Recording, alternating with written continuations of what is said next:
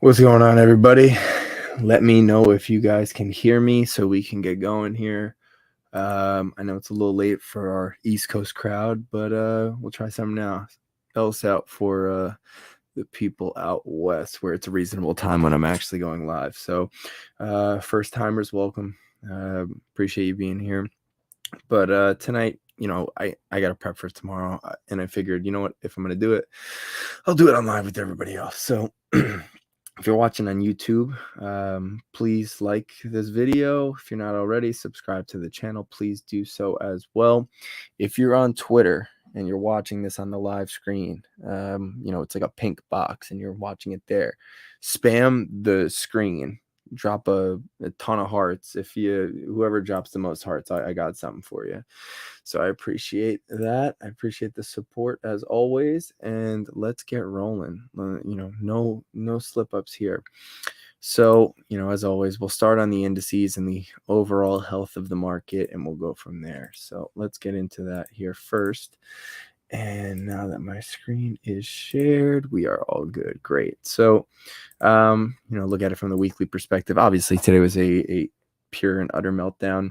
The thing is, I see a lot of negative sentiment, which, it tends to happen.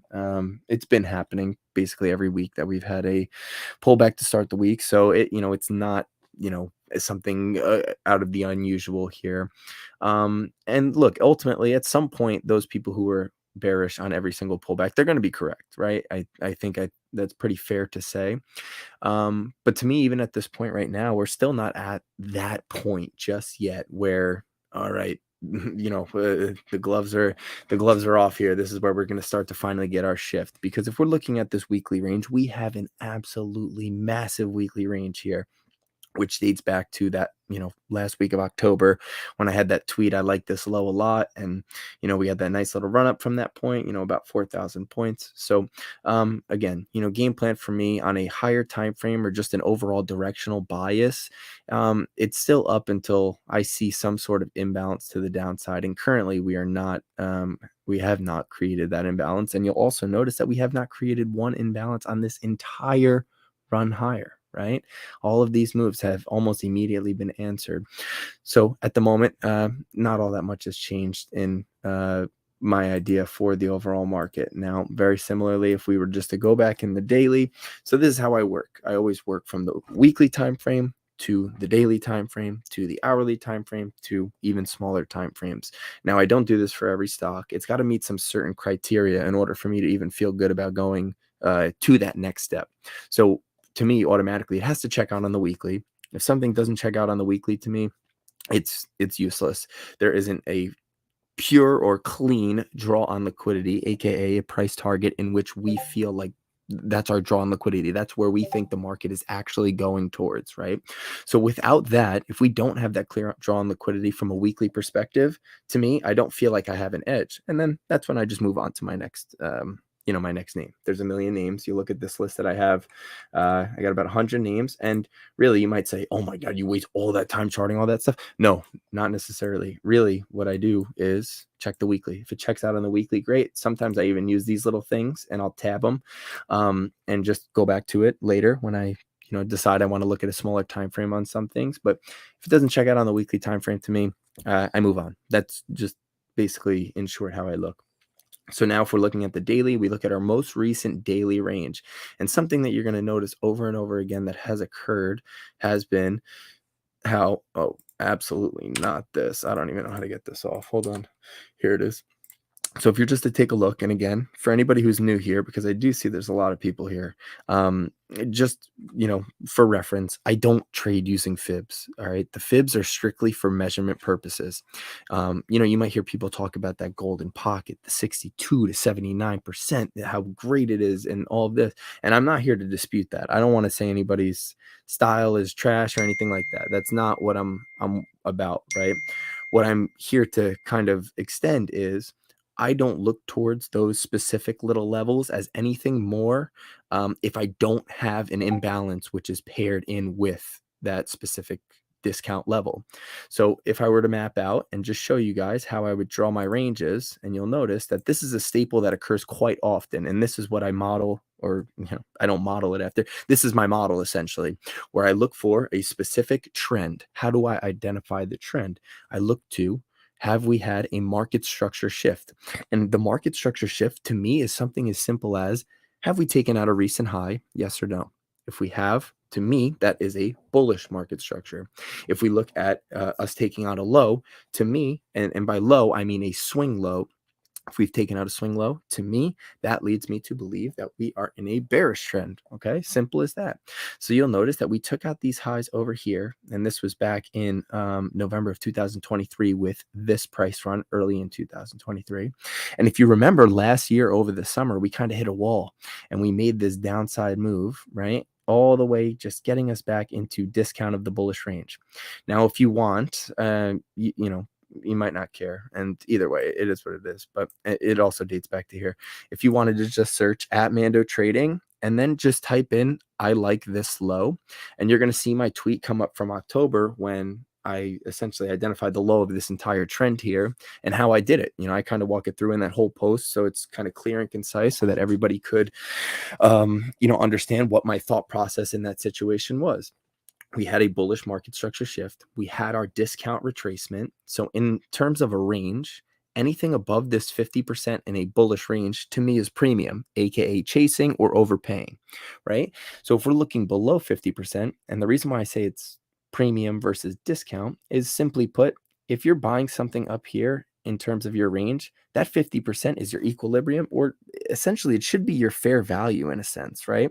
So if you're buying something over fair value or over your average, the average price of a specific range, you're technically overpaying, right? So I like when price retraces into discount of that range. And specifically, again, I use the fibs as measurements, but nothing more than that. I need imbalances such as these. And if you're not so familiar with the idea of imbalances, I got a bunch of videos on YouTube about them that you could check out. It's much more direct. And for tonight, I'm really not going to be on here all that long, but you'll notice that we have imbalances in discount. That's, to me, the ideal entry point. And simply put, at what point does this trade go bad? To me, it goes bad at the start of the run or the swing low. Okay. Where is my expectation for the trade? Well, we have a bullish trend. Where is buy side liquidity, right? And to me, buy side liquidity is simply put at that 17,165, right? So if you notice, and if you were to watch any of the videos that I've ever posted of my live executions, you're going to notice that like 90% of the trades I take are the exact same, and it's this setup. And this can go both ways, of course. I can show you a bearish instance where this would occur, but simply put, if we're looking for that discount retracement, think about it. At 50%, what is your risk reward? 50% of the range to go bad for a potential 50%. But if I'm getting that down in discount of the range, that means that essentially, let's say, for example, this is at the 60%, right? So now my potential risk is 40% of the range, whereas my potential reward is 60% of the range. So I like the odds. When the odds are in our favor like that, typically that, feels much better. And I can even be more precise with that. How can I do that? So again, if you're unfamiliar with imbalances, I would say just check out the video because it'll make a lot more sense. But the idea behind them is this is really just structure for your trade, right? It's offering your entry, it's offering your exit, low of the candle that creates the imbalance, and your target, which would be buy side liquidity or your swing high, right? And simply at that point, really, what's the next step? One of two things. So when you take out a swing high or a swing low, one of two things are going to happen. And I bet you're not going to be able to guess what those two things are going to happen. It's either A, price is going to go up, or price is going to go down. Wow, that's so helpful, Mando. Thank you. I appreciate that so much. Now, but for real, what I would do at that situation, and you're going to notice, if you were to go back and look at some of the live trades that I've taken, you'll notice a lot of the time, my trades actually end up with stops in profit. And what that means is when I'm actively managing the trade, I'm sliding my stop loss in the green as we continue to move higher.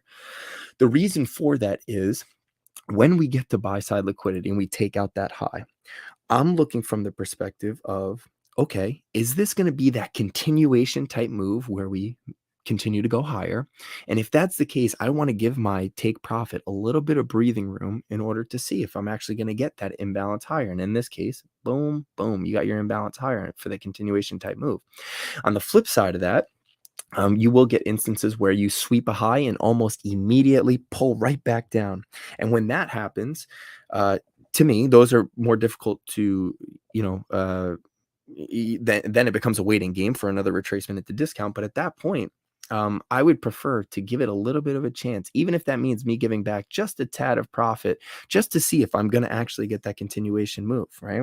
A lot of people on here talk about confirmation this, confirmation that. And to me, that's what the confirmation is. If I get that imbalance through previous buy side liquidity or your high target in this situation, if I'm seeing that, to me, it's easy. I know I'm going to let it run, and then we'll see that continuation type move like we see here.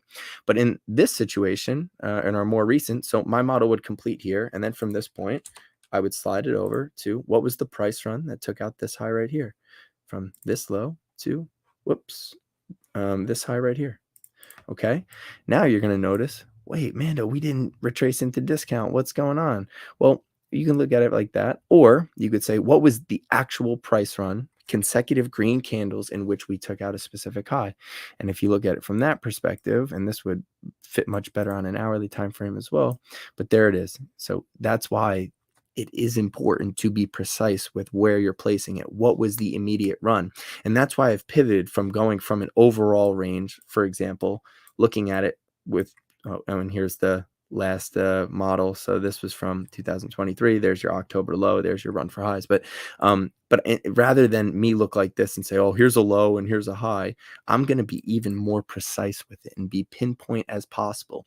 That way I can be as pinpoint and precise with my entry, right? Especially if you're trading futures, or, you know, maybe you trade SPX, or maybe you even trade with size, right? You want to be as precise as possible, because without that level of precision, you might see red, and that red might spook you out of a trade that turns out to be a great one, right? Just based on, oh, dang, you know, I just got in, I'm already down 20%. What the heck, right? So those little things definitely can stink.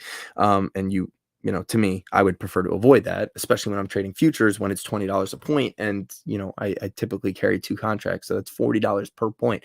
NASDAQ today went down 300 something points, right? It can get crazy. So I have to be as precise as possible and make sure that I'm very targeted in where I'm specifically entering, where I'm going to be very stingy with my exit and not allow things to get out of control if it wasn't to go my way, and so on and so forth. But from this point, again, here's another situation where you get that run that takes out these highs. There's your discount retracement. There's your run for highs. So from this point, you're going to notice we actually do make an imbalance up through, showing continuation. And from this point of the high at 796, you'll notice we run about, what is this? 400 extra points. So this would be a situation where we took out that high.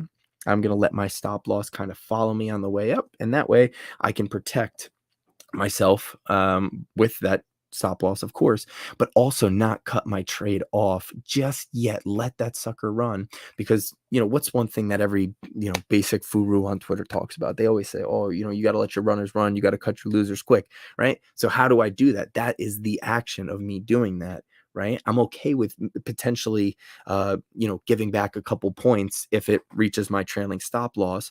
But on the flip side of that, I'm going to give it a little bit of breathing room so that if it does want to continue to run higher, I'm not kind of choking it. I'm letting it breathe a little bit. So that's just my idea there, based on in short, just how I'm managing the completion of my model, where I would kind of move my stop from that point. But after we complete, what's the next step? All I'm looking for is what was the run that took out our previous high. And it's simply green candle, consecutive run. There it is. Green to high. Here's your discount retracement. A little bit sloppy here, but nonetheless still holds up. Boom. Run through highs. Check. Beautiful. Okay. So with that said, I know it's getting a little cramped here. Sorry. But, and there's specific levels, but here's your low to your high. You'll notice. And this was last week where I was wrong. I mean, I wasn't technically trading it, because this happened with AM data, so I wasn't involved, but I was looking for that discount retracement last week, and it never came, and it took off, and ironically we got it today. So that would be your run to your highs. Here's your discount retracement at 50%. So to me at this point, I will tell you this, and I'll go to the hourly chart just to show you a little bit more of a cleaner view and how I feel about this moving forward, particularly. But ultimately, I'm looking at a specific price run. And again, you might say, why aren't you putting your fib here, right, as your measurement? Nothing more, nothing less. But the reason for that is if you notice when price does retrace lower here last week, you're going to notice that we don't get down into discount of the range. And if that happens, that's a situation where I just missed the trade. It is what it is. Trust me, it stinks. I've been there before. I'll be there again. But to me, I need to make sure that trade justifies me being in, me risking a certain percentage of what the range would be, right? I don't want to be buying in premium. Despite this run, it happens. It is what it is. If things were to go awry here, I might be stopping out in what would be a potential bounce zone. And if I want to say, oh, you know what, I'm going to let this one play out. I'm going to hold off for a minute, right? And wait, you don't stop out immediately. And then it gets down to this one, and then you say to yourself, oh man, you know what? I'm going to let this one run. And if it goes against me, it's toast. But then at this point, really, you're risking 70% of the range to make 30. And that doesn't make much sense to me, right? So that's why I tend to avoid that. But with this information, knowing that we didn't get to 50%, all that's telling me is the range wasn't set until what is kind of the market tipping its cap to us and letting us know that, okay, the range is set. We're probably going to go down to 50% of the range. And to me, it's something as simple as, let's take a look at this price run from low to high. Oh, no, we're still not there. Still not here. Boom. Okay. So why at this point would I feel somewhat comfortable? And again, if you're new here or something like that, feel free to listen back to last night's live stream that I did, because, again, I wasn't really, I'm not trying to take credit for it, but I was saying, like a discount retracement at some point would make sense. It's a huge range. I wanted it last week. I didn't get it. We got that huge rip to close out the week. But what is kind of the market tipping its cap to us? How can we anticipate that we are going to retrace back to discount of our bullish range, right? Because I think it's fair to say, if I were to zoom out here and show you guys what the range was, right, I think we would all pretty much agree that this is a bullish range, right? From this low to our high up here, right? We took out multiple sets of highs in the process. And now, as price retraces lower, you'll notice we got to 50%. But what was different from this run where we can actually look for a potential bearish trade idea inside of a bullish range, right? Because that kind of sounds like, oh, don't fight the trend, don't fight the trend. And trust me, I am all about not fighting the trend, okay? But first you got to be able to identify it. And also, even if you were to say, quote unquote, fight the trend, what is one thing that you can potentially, keep in your back pocket as to, all right, if I'm going to short this, like I need some sort of backbone. I need some sort of criteria in which I can follow that keeps the trade very precise. I don't want this to get out of control if I'm wrong. I don't want to keep getting stopped out over and over and over again. Okay. So what can we look for? So not only do you have our range here, boom, but you'll notice that one thing that's different here that did not occur prior to this is we got that imbalance on our higher time frame. Here it is. We didn't get it on the weekly. We didn't get it on the daily, but here it is on our hourly. Okay. And again, if you don't know what imbalances are, I urge you to just take a look at my YouTube video. It's quick. It's not a long one, but I think to me, it'll be something that'll be helpful to you and just being able to map them and then see the efficacy of them, because to me, there's just nothing like it. So if you're to watch it, notice this is also a bearish breaker, maybe a little bit more complex for somebody who's just getting into the flow of reading price action. I don't have any indicators. The only indicator I have on here is for the new week open gap. And if there is a day open gap, I also have that on there as well. But other than that, I do not use indicators. I think they're useless and, sometimes misleading, and honestly can, kind of give you that analysis paralysis where it's just too much. And, you're saying, oh, well, I don't know, I'm just making stuff up. My RSI is checking out, but my MACD is not. My moving average is moving like this, my this and that. Like, to me, that just leads to much more analysis paralysis, where you're handcuffed and then a move happens and then you're saying to yourself, I knew it. And then you jump in after, you get this move here. And then that's basically when the move is done. Right. So to me, just being able to read price and understand how dealing ranges work, how liquidity, that is to me the most important concept that you can learn in the market. Also these imbalances and how price tends to reprice back down to them is just, it's really crazy once you start to see it. And that's something that I say to the group quite a bit. Once you see it, you can't unsee it. And I stand by that firmly. And I'm sure anybody in the group right now, if you're listening to this. I know it's late. We got a lot of East Coasters, but if, just, once you see it, you can't unsee it. And I think a lot of people would back up that idea. So, but anyways, you see that first imbalance set, oftentimes that will lead you to believe that the range is probably going to come back down to 50% and set. Now, from the point that we currently sit at, I got to be honest. Now, where we are, I know we got into discount. I know we are at a bullish imbalance in discount, but I got to be real honest. I personally would have liked to see us take out this 17,826. Reason. Okay, so here's one reason for it. There is a concept, and it has to do with liquidity. So again, if you're not really familiar with these concepts and stuff like that, again, I urge you just to go watch some videos on it, because I think it will be very enlightening to many people. And none of this is my stuff, by the way. I just want to throw that out there. I did not create any of this stuff. I was just a nerd who really focused in on it for a long period of time and spent a lot of time watching these videos. But to expand off of this, there is a concept. Overall, it's just liquidity. And to me, without liquidity, aka money, the market does not move, right? So if we have that in the back of our head, we need liquidity. Where would liquidity be on any chart? It don't matter. I know I'm looking at NASDAQ right now. You don't have to look at NASDAQ. We can look at anything. I don't care. Anything but a penny stock. And I'll tell you why in a second. But if we're looking at something like this, we just go into it with the, basic, not trying to overthink this at all. What had to have happened at this low right here? Just to be fair, what had to have happened?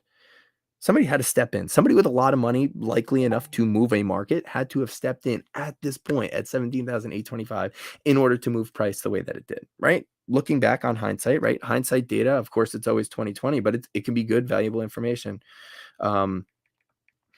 So with that being said, if we have the idea that somebody is going long here, right, to buy this up and push price higher, we have to go into it with the assumption and understanding that below here is likely going to be stop losses, right? I'm sure you've heard every one of your favorite furus talk about, oh, they're stop loss hunting, this, that, right?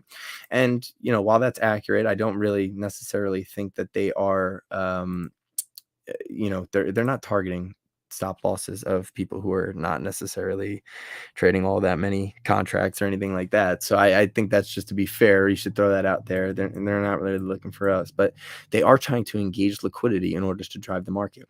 So I'm fully under the belief, and I can argue, I don't want to argue with anybody, but I can, state my case as to this idea that the market is driven by an algorithm. I think I think a lot of people would agree on that right now, but I think using that idea and knowing that ultimately the market is searching for liquidity, right?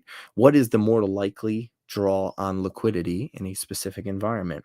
And to me, it's something as simple as, what is our current market structure or our dealing range? And, simply put, if we have this low here to this high, right? Why would we have that labeled? Did we take out sets of highs in the process? Yeah, we did. We took out multiple sets of highs, actually.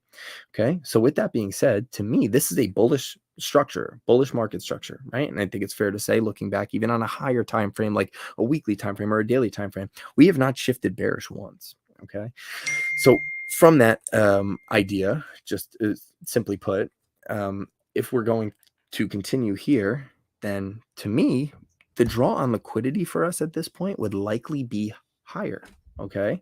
At some point or another, this has to change, right? We know the market doesn't just continuously move up forever, right? So at one point, this is not going to work out. And I fully accept that and understand that. But if I were to continuously look for, oh, this is just a bounce that's shortable, this, that, right? If I was doing that since October, guess what? Not only am I getting smoked on me trying to short the market or buy puts, whatever. On the flip side of that, I'm missing out on one of the most insane up runs that we've had in I don't even know how long. This has been since October nonstop. We've moved 4,000 points in 4 months. It's been a ride. So by me trying to just be bearish and feed the trend over and over and over again, to me, that's it, that you're kind of playing with fire. And when you play with fire, I think everybody knows what happens. So anyways, just going back to this idea and why I like this low, but I don't love it. And the reason why I don't love it is I wish we would have just swept that 17,826. Maybe you've even gotten deeper into discount. And again, the reason why I say that is for price to have moved from this point here to that point here, this had to be quite a bit of money in order to drive price the way that it did, right? And I think that's fair. I think everybody could agree on that. Now, with that being said, if we are to go below that price that held on our most recent little downturn, right? Obviously, again, going back to the same concept, I know I beat it into the ground, but I do this for a reason. Somebody had to go long here, right? And those people with a substantial amount of money, enough to move a market, they're probably not going to go into this without any sort of downside risk, right? So if their stop losses are somewhere in the vicinity down here, what are those stop losses doing? They are creating liquidity, right? That's essentially what it is. It's taking orders off the board and generating more money for the market to go find its next pool of liquidity, which in this situation, to me, would still be higher, right? If we have a bullish trend, I'm not going to fight it. And again, at some point, I know I'm going to be wrong. And I've been saying this for months, right? For anybody here who's been listening to me for a long time, I've been saying it on repeat. I've been banging the same exact thing over and over and over again. Until I see a weekly imbalance to the downside, I'm not going to be looking for anything other than, of course, there's a short opportunity. I'm not trying to dispute that. That was a sick move, a massive 2-day dumper. Right? I'm not trying to say that there was no opportunity for someone to make money on the downside. There's money to be made on the downside completely. But if we're talking about an overall bias and how we can catch the most meat off of a move, to me, I want to be on sides in terms of my bias, whether it's going up or whether we're going down. I want to be on the right side of things. And if I feel like I can be on the right side of things more often than not, I feel like I have the upper hand and I can be more successful, right? Just going back, and again, like I said before, going back to that October tweet that I had, I like this low a lot, and I gave my reasoning as to why. From this point, okay, you're going to notice that we ran up entirely, right? This doesn't necessarily mean, because it doesn't mean I bought, QQQ or SPY calls and just held them the entirety of this run. I did buy shares on some things, but ultimately, why is, to me, this a home run or a slam dunk? Why is this being on the right in terms of the right side of the trade, in terms of direction, on an overall higher time frame bias? And that's because my bias has been long. And guess what? Even if you were, quote unquote wrong, you've been forgiven, right? The market has been very forgiving to those bulls on this entire run up. Okay. And that's the important thing in this, just the overarching theme here is I wasn't long here and sold my calls here, right? That's not how it works. But if I'm looking long on the entirety of this run, odds are I probably did pretty good on the way up, even if I'm not just buying and holding stuff. But me having the idea that ultimately price is going to increase, me being on the right side and having a bullish bias, looking for those bullish trade setups to actually play out the way that I want them to me, that is an upper hand. That is you having that next level of confidence that I think is so important for traders to have, right? You can do all the analysis in the world, you can do all the back testing in the world, but when the lights are on and when you're actually in the moment looking to take a trade, it feels a whole lot different, doesn't it? Right? So that's why I think doing work like we're doing right now and being able to in a sense prepare ourselves and have these ideas that are continuously being practiced every single day. Every single time we look at a chart, I'm thinking to myself, oh, that's a bullish imbalance right there. Okay, so if my entry was at the high, my stop loss was at the low, oh, I would have been a nice trade, I would have done this, that. But that's just the way that I'm structuring it, in a way where I feel like I have an upper hand. Do I know for 100% certain that price is going in a specific direction? No. And guess what? There's, maybe there's traders who use these type of ideas that are better than me, and maybe they might feel confident in saying, I know exactly where price is going.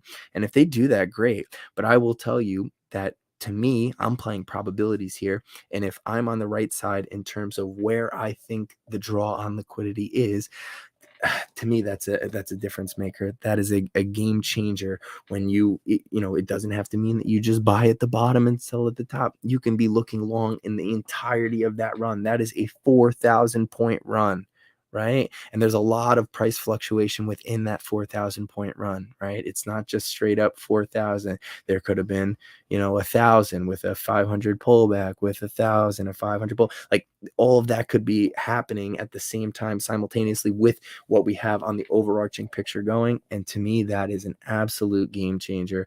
And that is why, to me, having a higher time frame bias and, again, being able to go back and back test it and prove that it is shown efficacy, it's shown success, and it's something that you feel confident enough that you want to put it at play, right? It takes time to feel confident in it. Trust me, I've been there.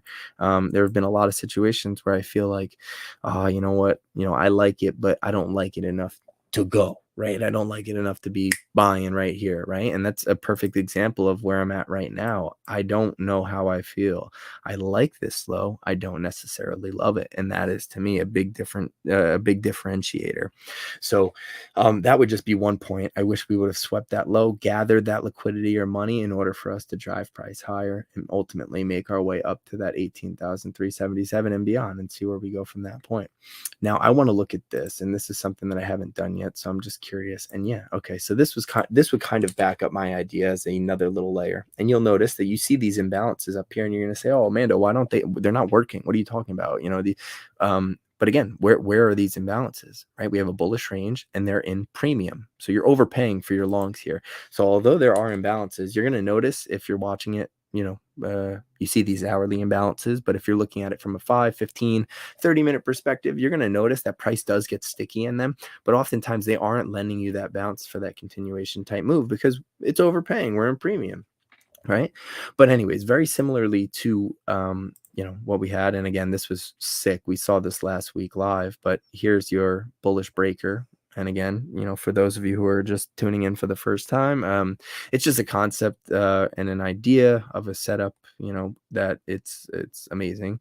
But it's simply put, low, high, lower low, a break above that high. We would anticipate the high of that sequence to act as our support level moving forward.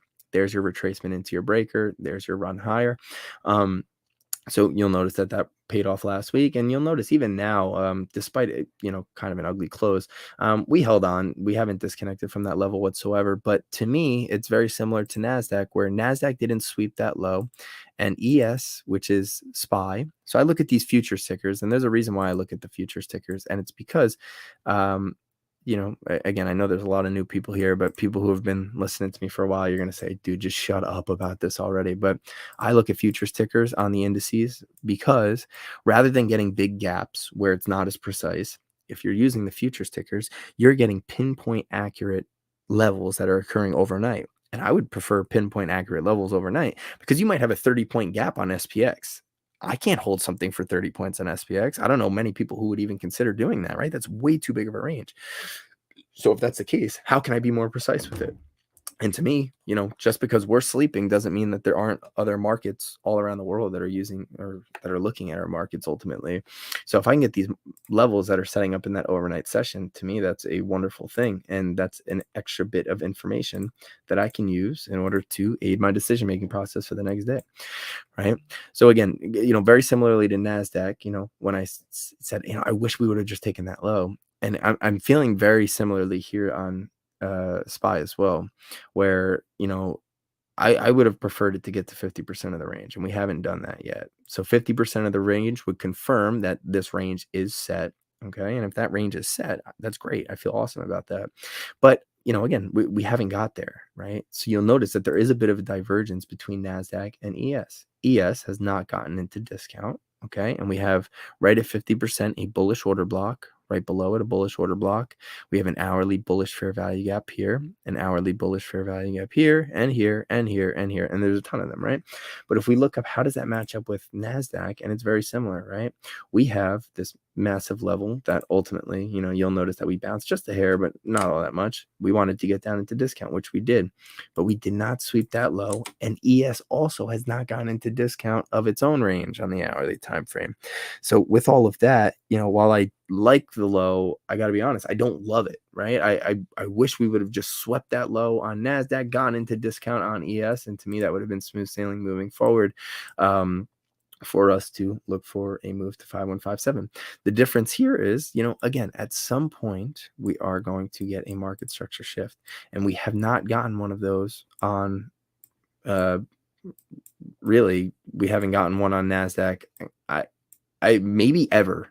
And I know this is going to sound crazy, but let's just go through it and I'll just show you guys because I think this could be interesting. And again, if you're watching on YouTube right now, please subscribe to the channel, drop a like on this video. I appreciate that.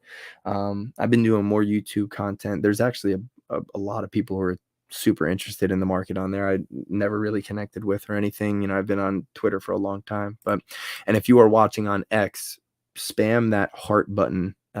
If you're watching on that little Periscope stream with the pink label, just spam that heart button. Whoever gets the most, you're going to win a prize.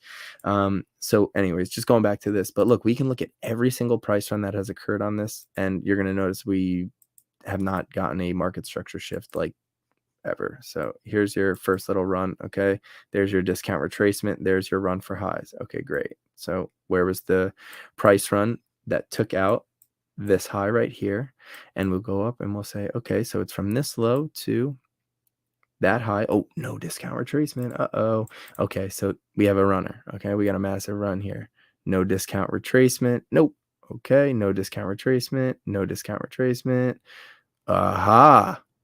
COVID lows. Or no, I'm sorry, this is 2018. Check that 2018. Bingo, right off discount of the range.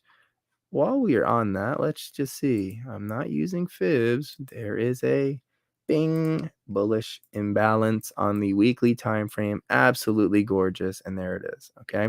So there is your run. That's your first. That's my model, and it's complete. This is dating back to 2019 on NASDAQ. Okay, so let's go to the next one.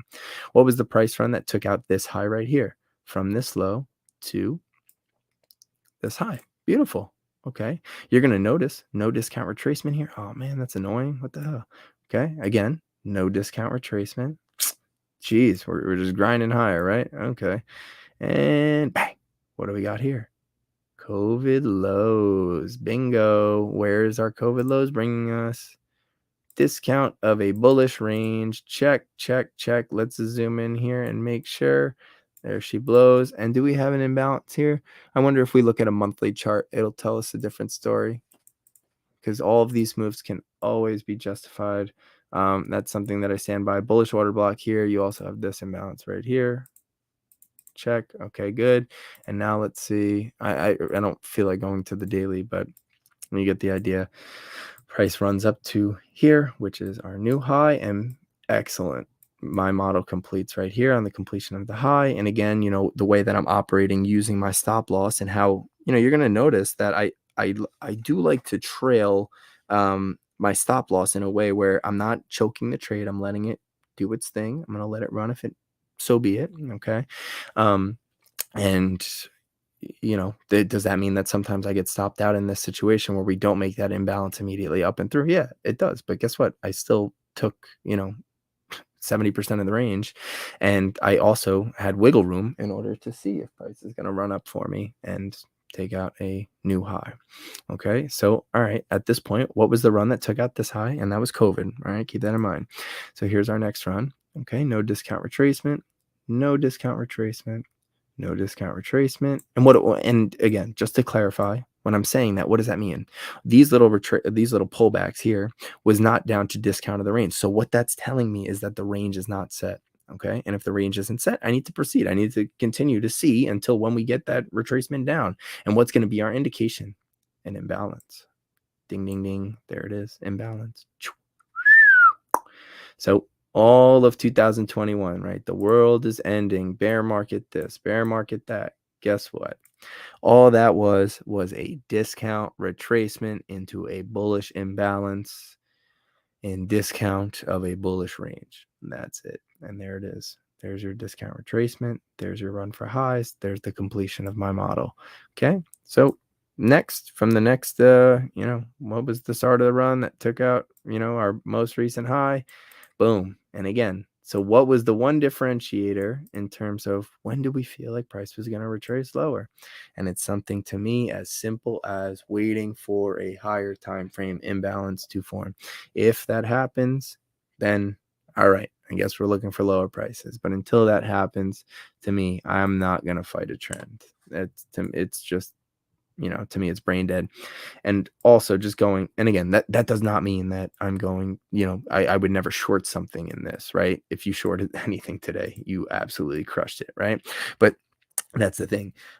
My bias ultimately needs to be refined on a smaller time frame so that I can play those fluctuations in price and not always be looking for one side. And sometimes I am guilty of it. I'll be the first one to admit it, where even when we're up here, I'll say to myself, you know what? We're in a bullish trend. I just don't feel comfortable shorting up here. I'd rather just wait for my long to get down here, right? And that happens, right? I miss short trades sometimes as a result of that, and it is what it is. But ultimately, I follow a strict criteria, and you just saw the effectiveness of it dating all the way back. We went all the way back to 2018, and we ran up my model over and over and over again. So that's just the way that I think. That's the way that I've spent a lot of time trying to refine it and make it so that it not only makes sense, but that it is effective and something that not only can I, make that actionable, but also it's something where, I see it and I don't really think twice anymore. Not only because I know that my trade is already taken care of prior to my entry. I know where my stop loss is going to be. I know where my take profit is going to be. I know where, ultimately where my entry is going to be. And it's all off of an imbalance, specifically in discount of a bullish or bearish range. It don't matter. It can go the same exact thing to the other side. Let me see. Here would be a bearish setup for me. So ready? We took out this low here with what price run? That high to that low. Okay. So here's our little range mapper. Bing, bing. Okay. What would discount be looking at it from this point of view? Guess what? It's the same thing upside down. There it is. There's your discount retracement into, in this case, a bearish imbalance in a bearish range. We took out a low, right? So if we take out a swing low, what does that tell us? That the range is bearish, okay? And by doing so, us retracing back up to 50% or discount, and specifically a bearish imbalance in discount. And there is your run for lows. There's the completion of my model. And, just from this idea in itself, time wise, I wouldn't be trading this. This happened at, oh no, maybe this was Friday afternoon, right? But by looking at it from this perspective, this move in itself is from 875 down to 718. So that's 160 points. 160 points on NASDAQ with one contract. Multiply that by 2 and you get your answer. So that's just the incredible thing, really. It's just, if you can get the meats of the move, right? You could even say to yourself, okay, and in this situation, I will be fair. Just, how can I make sense of this trade idea to myself, right? And we say, okay, well, we took out that low. So to me, the price range is bearish, right? And I would agree with myself. I would say, yes, absolutely. It's something that I fully, buy into this idea. Okay, so if that's the case, I have a bearish imbalance here. Okay, there's one. That would be a bearish fair value gap. And here's a second bearish fair value gap, right? Now, I look at it from this perspective. If I were to look towards this trade, how would I operate? So you'll notice there's the alert, but there I would say, okay, I'm going to have my entry set at, 50% or discount, and I have an imbalance to pair it with. My stop loss is always the high of the candle that created the imbalance to the downside. Great. But again, look how massive this range is. That's 950 to 870. That's dangerous, right? That's a big range. So how can I be even more precise with this? And to me, it's something as simple as, okay, we're looking at it hourly right now. Let's see if I can pinpoint a smaller imbalance on the 30-minute time frame. And then I'd go to the 30-minute time frame, and you might notice, oh wow, I just cut that hourly imbalance in half with that 30-minute. That's great. Okay, so now I'm risking half what I was going to do. Can I make it even more precise? How can I make it even more precise? I just slide it down to a 15-minute time frame.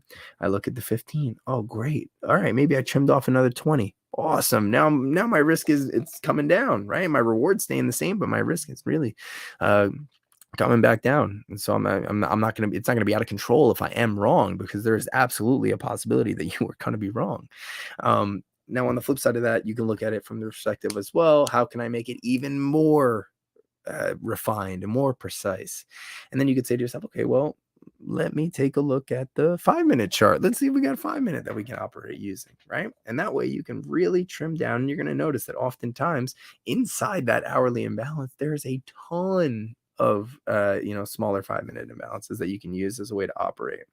So that's the thing. It's just for me to be as pinpoint as possible is the most important skill. Without that, to me, it's taking on much too big of a risk.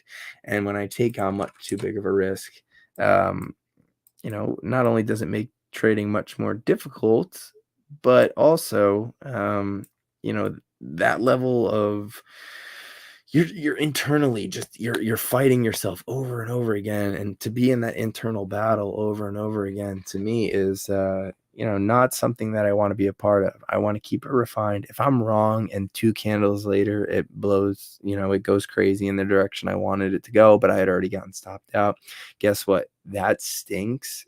And I've been there, but I will tell you, it is much better to allow yourself get stopped out in that position and potentially miss a monstrous move than to allow the trade to get completely out of hand, right? Because then when you get completely out of hand, it's almost like that what is it, fight or flight, where you're like, oh my God, I got to average into this now. I got to try and bring that cost basis down. So that way, if I do get the move, I'm going to come lower. And then you're getting caught in quicksand. And if you're trading options, forget about it. You're trading options. Your theta is just absolutely destroying you as this is all occurring, unless you bought time, which is probably a great idea. But, if you're going with the short-term contract and you're fighting in, your levels aren't holding up in a specific situation, and to me, I call that getting caught in quicksand. And when you get caught in quicksand, you just get dragged under. And when you get dragged under, it's very hard. At that point, you're just starting to fight for break even. And let's say you never even get back to break even. Let's say you get a little bit of a bounce and then another leg down in the inverse direction that you want it to go, and now you're really in some trouble, right? So that's why, to me, and you know what, it does help with having the ability now to place trades directly on screen when I'm trading futures with trading view. You have the trading panel, there's a bunch of brokers that you can use through here, but it is really nice to just be able to do that. They don't do it with options, of course, because with options, that's where it gets a little tricky, because you might be looking at a stop loss and say to yourself, okay, I'm looking at 30%. If we get to 30%, I'm done. But the chart might not justify that. So what I mean by that is the trade might still be valid despite you being 30% down, and all that's telling me is that your entry is probably pretty bad, right? And if your entry is bad, you're going to be seeing red, and you might see red in a way that you can't handle. And if you can't handle that red, you're getting stopped out, and what could turn out to be a great trade. So that tends to stink. That's one part about options that's difficult, and not being able to do that on the screen, because you really don't know what the percentage of your contract is going to be at a specific point in terms of where price is. So that could be difficult. And ultimately, that's why I did pivot from options, and I still trade options. I've actually found myself trading options much more as of late. And to me, it's just looking at NASDAQ, looking at ES. You'll notice that we're at the all-time highs. So with us being at all-time highs, what really is my draw on liquidity here? And what I mean by that is, like, what am I targeting? Do I have anything I could potentially target at this point in time? Like, anybody, I see people doing it, but they're saying, oh, we're going to 550 or 520, 550, 600. We're doing this, that. And I'm just like, where are you getting this number? We've literally never been here, right? So if you're just using extensions based off math, I can't, I'm not trying to say that it's right or wrong, because I don't know. I've never back tested it. I've never tried it myself. I have been doing it with a few things, and I really haven't seen all that much confluence just yet. But of course, when you're looking at something for the first time, you kind of need that hindsight was 2020 to like back up your idea. So I got to wait and see. I don't know at the moment. But, as I move on here, I've just noticed that as we're at all-time highs, I don't have that clear-cut draw on liquidity other than our most recent high, right? So for example, when we set this high here, I know we've retraced lower, but we haven't necessarily, what our draw on liquidity at this point to me is still 5157. At some point, it's going to be wrong. We are going to retrace into discount. But when is it? I don't want to fight this trend, okay? I don't want to miss out on what potentially could be a continuous grind higher, because you want to see something that's very, very interesting. Look what happened when we took out that COVID all-time high right here. And this dates back to February of 2020, right? Very, very interesting. But you'll notice price took out the high. We kind of chopped, and this is weekly, right? We kind of slowly simmered lower, right? And then ultimately, boom, we took off, right? This seems eerily similar to what we're kind of dealing with right now, right? Here so far. I mean, I know it's early on in the process. That took about 2 months, but this is what we're currently working with, right? Where we broke it, kind of consolidating above the high just a little bit. It's been pretty wicked the last couple of weeks. Early on in the week, we've been getting smoked, and then we ultimately made it back towards the end of the week. Tuesday low of week has been the weekly profile of choice. I think last week, maybe it was 2 weeks ago, it was the Wednesday reversal, which we didn't have market on Monday. It was a couple weeks back, but yeah, I'm just looking at it from that perspective, and with me not having all the insight in the world, knowing that we are at all-time highs right now, we have no information to our left anymore other than what we just put in. I've just been noticing that, trading the individual names where I do have a lot of info on has been extremely helpful. And that's why I've been kind of pivoting to trading a bunch of those names over the last couple of weeks. And that's something for a long, long time that I don't want to say neglected, but I did kind of do away with that for a long time. And that was, probably, for the most part, was because maybe I wasn't as seasoned, right? And what I mean by that is, I thought way too much. And what I mean by that is I'm saying to myself, dang, anything can happen over the weekend, right? Anything can happen. There can be some sort of, I don't know, another war pops up out of nowhere, knock on wood. I hope it never happens, but, something like that could happen over the weekend. There could be a cyber, whatever.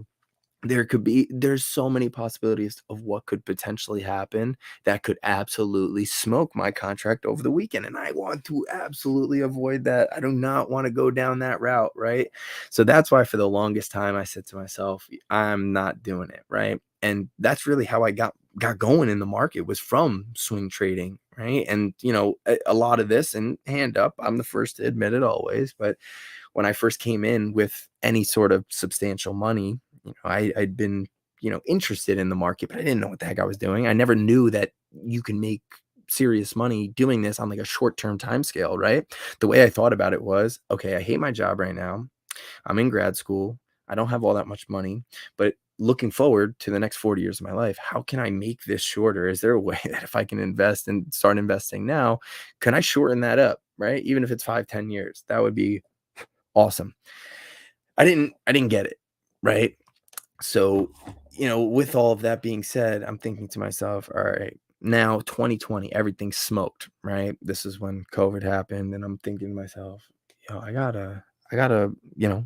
been working now for about, 2 years. I got some money saved up, I think it'll be a good time to, buy and hold, set up a nice portfolio for myself.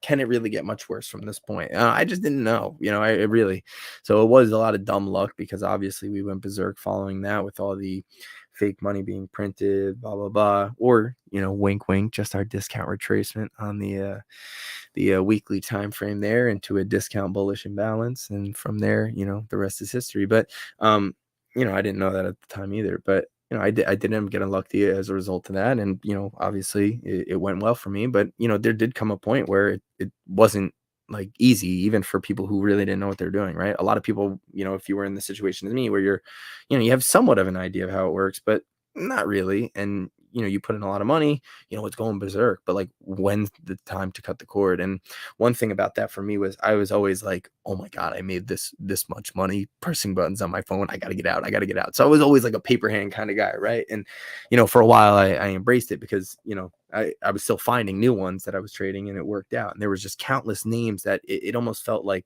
there's no way this is fake. I can continuously just, buy something down here, play it up, and keep it running. So I'm thinking to myself, is this really gonna, is this how it's gonna be forever? This is mind blowing. Like, what? Are you serious?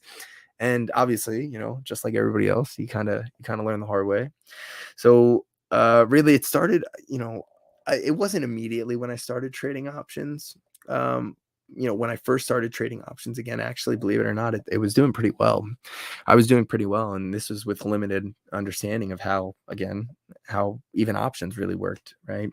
I had some good people who taught me, so I think that was important. And I had a lot of good friends. I'm not sure if they're in here right now or not, but I had people who were like, "All right, like I'm glad you made money, but like what you should really learn how to do this so you don't give it back, right?" And again, I was a little like, nah, man, this is great. We're gonna keep doing this forever, all this stuff. And then you get hit with your first like big loss and you're like, oh man, okay, they were not kidding, right? I really do need to learn how to do this, or I'm in some serious trouble here. I'm gonna erase all the hard work and time spent on the computer looking up stuff, trying to learn more and more and do all this stuff.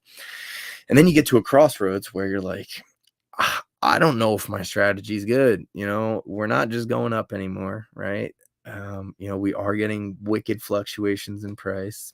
And, at that point, I'm thinking to myself, like, can I actually do this? Because I went full time at that point. I'm doing this full time. I had a really good start to jumpstart me. And for a while, I was kind of floundering around, and, there would be great days, poor days. But, my sizing was just not appropriate for where I was at in life. I'm just getting out of grad school. I'm working, and you know, I I just I was sizing way too big. There'd be huge weeks and there would be like really bad weeks, and I couldn't handle that emotional roller coaster. So I'm thinking to myself, like, there's no way I'm going back. I'm not doing this. So how can I be more effective and get better at what I'm doing here? And simply put, and I know it's corny and everybody's like, oh, look at this. He's lecturing, he's doing this and that. I'm just telling you from my own experience. I needed to learn how to do this, and I needed to learn why, right? I could not risk money anymore saying to myself, oh, it was a fake breakout. Are you out of your mind? And I'm talking to myself back in the day. You were seriously considering putting your own money down on something that had the potential to fake breakout? Are you serious? There has to be a reason why it doesn't work. There has to be, right? And I'm thinking to myself over and over again, and I'm like, why would it break out sometimes and why would it not? And just, a little sidebar here. There used to be people on Twitter who would call themselves, I'm a breakout trader, right? They would literally have that in their bio. And guess what? You don't see that all that much anymore, right? Why? Because we're not one directional, right? Price does fluctuate, even in this most recent run up, right? Not everything's a breakout. It's taking time for us to grind up to the point that we've been at right now, especially over the last, really, 3-4 weeks here. So with all this being said, I really needed like to actually learn like why something would happen, right? And that's why you'll notice, like, if you follow me on Twitter, and I do post this one video that I've made. And there's a few videos that I'd say I think are pretty important. I bet you'd learn a lot of stuff. And again, everything that you hear on here, whether it's from me, whether it's from anybody else, I don't care, it don't matter. I think it is uber important that you go back, take your notes, listen to what everybody says, but you need to go back and back test what they're saying, right? You can't just take their word as gospel, right? You have to be able to go back and back test it, because they can be saying any random stuff without any fabric to back it up, right? And that's why I always say it too. Check me. Literally go back in time, anything that you might have heard me say. And there's people in the group who maybe they misunderstood something I said, or and I'll say, oh no, let me clear that up, right? Yesterday we had this big call, and yesterday during the day I had put in a message, and I was like, first sign of adversity, and we're kind of freezing up, and we're kind of, what's the word? We're kind of abandoning all of our ideals and all the stuff that we've worked for over the last couple of months. And what I meant by that, in short, really was, I just noticed a lot more like, oh man, this trade didn't work out. Why didn't it work out? Why, and it was like, I'm not saying it as a bad thing, but it was like complaining. And it's like, look, we've worked so hard and so long to get into a point where we can repeat a model that makes sense to us. And it's something that we can backtest. It's not just made up, right? I have a whole folder in the Discord of my model and how and the efficacy of it. And I don't post in there all the time, but I just do every once in a while when they occur. But check my pinned tweet. There are hundreds of instances where this happens, right? So it's something that I can backtest, something that I've proven to myself. I feel so comfortable using my model. But there are little things to it that are so important for you to understand. And if you don't understand it, it can make it difficult, just like anything else. But that's why you got to put in time. So going back to what I was saying when I was learning, and again, at this point, I've tried every indicator under the sun. I've tried to, ultimately I made my whole Twitter account. It was a joke. I never thought it would be anything like this, but I just made it as a joke, and I did it as a way where I can go ahead and ask questions to people, whether they were a big account or somebody that I thought or has shown that they actually know what they're talking about and have shown that, they've had success with what they're doing, not just posting fake Weeble cards or anything like that, but like, saying, oh, I think price is going here, and it actually goes there, right? So, I wanted to do that without it being under my personal name and, all the kids that I went to school with or, my friends, oh, look, he's a stock guy now. He thinks he knows what you're talking about, this, that. Like, I just didn't care for any of that, right? That was not my MO behind anything. I don't care. I've shown my face, but to me, it doesn't matter. Who cares what I look like? Who cares what anybody looks like? We're all just imaginary people on the internet, I guess. But I made the account for that reason. How can I get better at this? How can I ask people questions in a way that I'm going to, maybe get some feedback, right? Nobody was answering me off my real name, right? So maybe if I had this like phony baloney name, as a joke and an ode to a show that I like, that I could, I can get some answers. And over time, it's ironic because a lot of the people who would never answer me, once I changed my name to a trading, last name, everybody, they started to talk to me. And really, I just started to like, I wasn't really even sharing ideas. I was just kind of talking myself through and using it as somewhat of a journal for myself and as a way to like, hold myself accountable for a lot of the things. And, people found a liking to it, and, now they're here. But I will say also at the same time, there have been a lot of people who were here in the beginning. I remember a lot of them, and I still over here in the chat right now. Red Owl has been one who's been here for 4 years. I remember, I think we were in SPs together. It's been a long road, and it's just cool to see some of the people who have also, really put their head down and learned to do certain things to ensure success, and that this isn't going to just be a, oh man, I hit 50K on one trade, sick. No, I want this to be a lifelong thing. I want to be able to do this forever. This isn't a skill that I'm acquiring. It might take time for me to get there, to feel like I can be perfect, but when you get there and over time, and again, the amount of time and effort and hours that I've spent on this thing, just watching videos, and a lot of this stuff is coming from ICT, for anybody who's not familiar with that. But he's got 1 million followers on YouTube. I'm sure you know him. But I spent so much time because at that point, that was the only method. And this is price reading. It's not just, me, right? It's not just indicators or anything like that. Like, and there's another strategy that I see people using, and there's a lot of it that does correlate well with the ICT idea, and it's the strat. So, I don't use that per se, but it's something that I see line up, and it's something that you can back test and it works. Like, so I give it to that as well. But to me, price reading, price action without any of the bogus indicators, any of this other stuff, to me, that's just next level. And that's why I needed to understand why. Again, I know I started with the fake breakout thing, right? But beyond that, like, why does a cup and handle work? Well, a cup and handle, there's certain situations where it actually doesn't work, right? What is that situation? Well, if you sweep the high on the cup and handle, and we're looking at a higher time frame, go back in time, look at any one of your charts. I bet you that if we sweep that high on a higher time frame and create an imbalance to the downside, we're probably going to get that market structure shift. Search it for yourself. Okay. You can also look and see, okay, a double bottom. Well, guess what? That idea right there, it's great, but there's one missing component that a lot of people don't know, and a lot of people don't teach anybody. A lot of this stuff I see on here is just regurgitated, and it drives me crazy. I just said last week I'm going to start being nicer because I've seen this stuff, and it really does eat me alive because I see it and other people are like, oh yeah, look at this is great. And I'm just like, thinking back to myself back in, 2022, 2000, not early 2021, where I'm like itching my chin and I'm saying to myself, oh, that was literally me. And I'm trying to do all this stuff and it pains me. Right. So I look back and see, where I was at currently at that specific position. And, if it weren't for me being able to understand these silly little concepts, what would make a double bottom more successful? Oh, so if that second low takes out the previous candle's low, oh, wait a second. Hold on. I'll show you on the screen myself. I don't want to be greedy. Oh, so, but that's not an exact double bottom. Check how price reacts when it does this. Okay. That's just an idea. Is this a double bottom? Yeah, this is the idea, that double bottom that everybody on Twitter talks about, right? But there are circumstances and situations where you have something that I would, not just me, there's a lot of traders who do this, but we would refer to it as relative equal lows. Okay. And that can be an exact low. Okay. It could be exactly the same in price, right? The same low, and everybody's thinking double bottom. But let's think about that realistically. And I'm just pulling one off the top of my head, and this was from last week, so I'll use it. And so this was on Tesla's hourly time frame. Okay.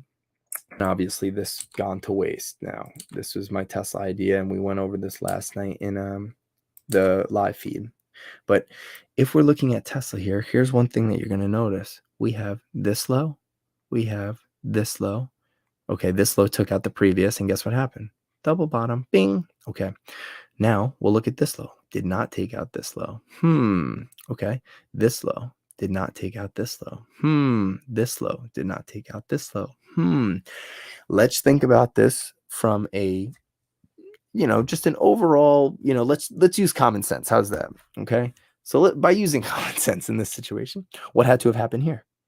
Somebody had to go long, right? That's the only thing that makes sense. We're using hindsight information in order for us to help process information so that we can make decisions real time. What had to have happened here? Somebody had to go long again, right? It's the only thing that makes sense, right? For price to put his foot in the ground like this and take off, what had to have happened, right? Somebody had to go long. What had to have happened here? Somebody had to go long again, right? We did not take out these lows. We're not triggering that liquidity. And by not doing so, somebody else is coming into the marketplace with more money. Okay. One more time. What had to have happened here? Again, not a new low, right? And we're just building liquidity. So we have these stop orders, these stop orders, these stop orders, these stop orders, these stop orders. That is a lot of money. Okay. And now you'll notice here it is. Price finally comes back around to trigger liquidity. What is the job of the market in itself? It is to find liquidity. If you buy that idea that the market needs money in order to move, think about it. Why don't penny stocks, right? Why do people get arrested for trading penny stocks? It's because the necessary liquidity is not already on the chart. That's why I think volume is bogus. It's a lagging indicator. I can tell you when a big volume bar is going to come in. Throw on your Tesla chart right now, type in volume, and I bet you it's after we sweep relative equal lows, because we're triggering all of those stop orders. Mic drop. It happened. It's over and over and over again. It's, so that's why, people talking about volume this, volume that one drives me the most crazy, because I'm like, yo, if you just turn on your volume and see what happens when price sweeps a swing low or swing high, guess what? The next couple of volume bars, they're going to be higher. Why? Because we are triggering price. We're triggering liquidity, money that's already on the chart, right? It's already there. People don't get arrested for pumping and dumping Tesla. Why? Because we don't have the money to move something like that. Penny stocks are able to be manipulated because the necessary amount of liquidity is not already on the chart. And you'll notice if you look at a penny stocks chart, that thing can flatline forever, right? Until external liquidity comes to the marketplace on that specific name. It doesn't have to move, right? So just using that idea, it's amazing and it's enlightening. But guess what? I never had any way of explaining why a double bottom would work, why a double bottom wouldn't work, until I learned how to read price action. It has been the ultimate differentiator for everything for me, completely. And, again, I really, in short, I hope everybody does well. But, I don't care if you want to learn how to do this or not. And, that's up to everybody individually. But just for me, and just to try and be as real as possible, wouldn't you want to know why something would happen? Every move is justified on here. And I saw somebody just post, have you tried this on Bitcoin? Ready? How about we do this? Ready? Yearly outlook. Now check this. Ready? Don't matter. Any ticker, any indicator. I'm sorry, not indicator. Doi. Any ticker, any time frame, you name it. Ready? Here it is. Oh wait, I gotta use the specific one. Sorry, here it is. Just because I already have it charted. Any ticker, any time frame, don't matter. There it is. Mando model complete today. Low. Am I using this low? What was the price run that took out this all-time high? This low to that high. Here is your discount retracement into a bullish imbalance. Okay, discount below 50% in a bullish range. Here's your bullish imbalance. There is your run up through highs. Mando model complete, 69,000. Mic drop. Now go into Twitter in the search bar and type in $BTC at Mando Trading. And I told you this, I think it was January 12th. I want all-time highs on Bitcoin. I was about $25,000 early. Okay. I'm not trying to, take credit for this. I don't care. I don't call anything out. Anybody in my group knows. I don't say, oh yeah, I'm looking at this. This is an alert. I don't do that. I don't think you're going to be as good as you can possibly be as a trader until you do that, because me personally, I was not nearly as good as I needed to be when I was looking for other people's ideas and other people's alerts. I think you need to get to a point where, okay, it's great to learn from somebody, but if you're not being able to process that information in a way that makes sense to you in order for you to make your own decisions, you're done. I think taking alerts is probably the worst thing that anybody could do. And the reason I say that, not because, I'm not even saying that these people who are offering alerts are not good at trading. They could be great. I know people who are good traders and they do give out alerts. But guess what? Odds are they're probably going to have a loser at one point or another. Their position size in that specific trade could be microscopic to what you did, right? Maybe you're following this person and they're 10 in a row. They hit all 10 trades in a row and you're like, yo, let's go. This guy don't miss. I'm going to jump in now and I'm going to go in heavy. I'm taking all the money I won on all these other trades that I follow from him and I'm going in. And guess what? That's the one time he loses. And guess what? You're wiped out, right? So and then you're going to say instead of, the whole time up, you might be like, oh, this guy's great, but I'm killing it right now. I'm crushing this stocks thing. Right. And then you get to a point where, oh my goodness, this is incredible. Right. I feel like I'm on cloud nine. And then you follow him and this is his first loss. And it probably means nothing to him because if he's that good, he probably has good risk management. And he gets to that point and then he ultimately, you're smoked. That 20% is probably, or whatever the loss was probably nothing to him because he's a good trader and he knows how to manage risk, but you don't because you're sitting here following other people all the time, right? That is a skill that I think everybody needs to acquire because for the longest time, and that was probably the last hurdle I needed to jump. And, now, there are times where, I do relapse and I'm like, you know what, I'm going to hold on for this next level, but it helps when I've made, some good money in the process there. But there are times where I'm like to myself, all right, I'm gonna let it come down to the next imbalance down here, and I'll leave it, right? And in the past, that would be my biggest downfall when I'm just really not understanding like when the trade goes bad, right? And trust me, I've been there. It's tough, but until you learn how to do that on your own, I think that's just a big missing component to anybody's trading, right? Now, how about just the idea of, I had a call about this a couple weeks ago, and it's recorded, it's on here, but I termed it the champion in the arena. And what I meant by the champion in the arena is, it was more of a psychological thing. And, in short, I'm not going to go ranting on about psychology and trading psychology right now. But in short, my whole thing with trading psychology is, to me, if you don't really know what you're doing, and this is not a negative thing. I'm not trying to, say, oh, you don't know what you're doing. Like, no, I mean, like you're new and you're just kind of getting, your feet under you. But to me, if you're newer, just getting your feet under you and just kind of learning the game, and you're talking about all this trading psychology and all these people want to be doing spaces on trading psychology, this, that. to me, trading psychology means absolutely nothing if you don't know what you're doing. Because guess what? At the end of the day, whether that trade is going well for you, that trade is going poorly for you, you're going to be bugging out regardless because you have no guardrails and no idea where that trade could possibly be a success, where might be a good time to take profits, where might be a good time for you to take the L, where might be a good entry point for you. You know nothing. You're buying and selling off blankness, right? And you don't understand why price would do what price is doing, right? So from using it under that, and again, this is I'm not trying to say, oh, to anybody in particular or anything like that. I understand people have to like learn somewhere and somehow, but I'm just saying to be focused on psychology prior to learning how to do this effectively and have some sort of structure, some sort of model or strategy that you were able to back test, something that you were able to repeat over and over again and be able to almost explain it. I think that's a big thing. Like when you're able to explain something, to me in a way that somebody can follow, I think that's a great skill. And when you get to that point, it's a little boost of confidence, right?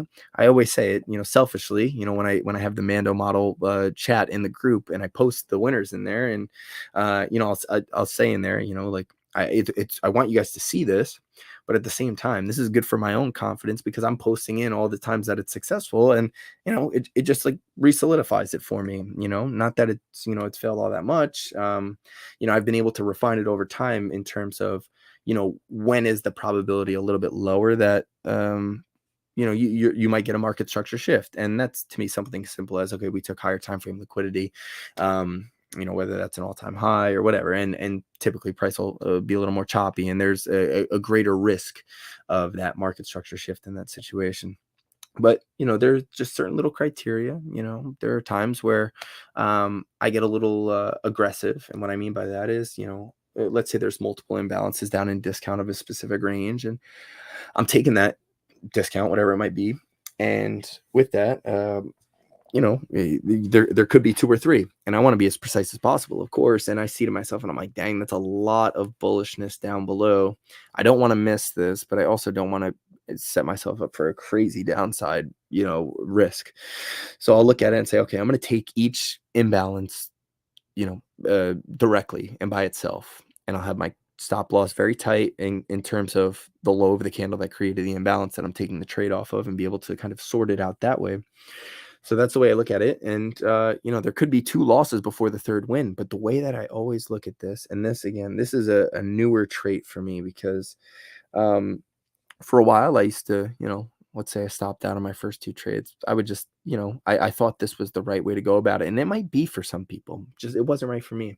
So I'd see two trades and they, maybe I got stopped out, and it's not, typically my stops range anywhere from like $200 to $320. I keep it tight, and this is two contracts on NASDAQ.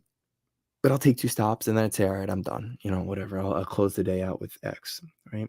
But there could be certain situations where my model or my setup presents itself, and if that's the case, just because it's on that day in particular, I'm down two stops. That doesn't mean one trade not only erases those two stops, but also it kind of blows up in a sense where I now make back my stop money, and I'm up quite a bit of money on top of it. So, I think over trading is a problem, but there's a difference between over trading and there's a difference between not following your model or your criteria or your setup, right? That's to me the difference, right?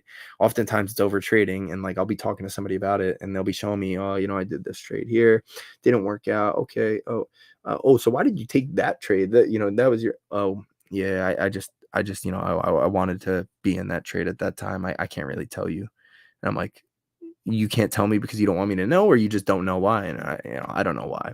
And that's what happens a lot. And, it is unfortunate that it does play out that way. But, that's something that I think people, could learn about, that's something that people could learn from. And it's like, there are times too for me, and I'm just like, I'll press a button and I'll be like, what? Did I really just do that? All right, I'm going to keep this super tight. And sometimes I wake up to it, but a lot of the times, again, it's just me feeling good about a specific strategy where I feel like I can literally keep my, the entirety of a trade is already mapped prior to me even getting into it at all. And to me, that is just a complete difference maker. It really aids in me not sweating out specific things. And I chill, I don't, that was one thing, a few people have brought this up, but, one guy in particular, Mark, and Mark was saying, he's like, dude, like, I was trading, and I was in a live one, and I was managing it, and he was like, dude, I just can't believe how, it's not just me either, that we have a lot of good traders with us, but he's like, I can't believe how like chill you guys are when you're in this trade. And I'm like, yeah, well, because my risk, I'm not oversizing in a way where I'm panicking that it's not going my direction.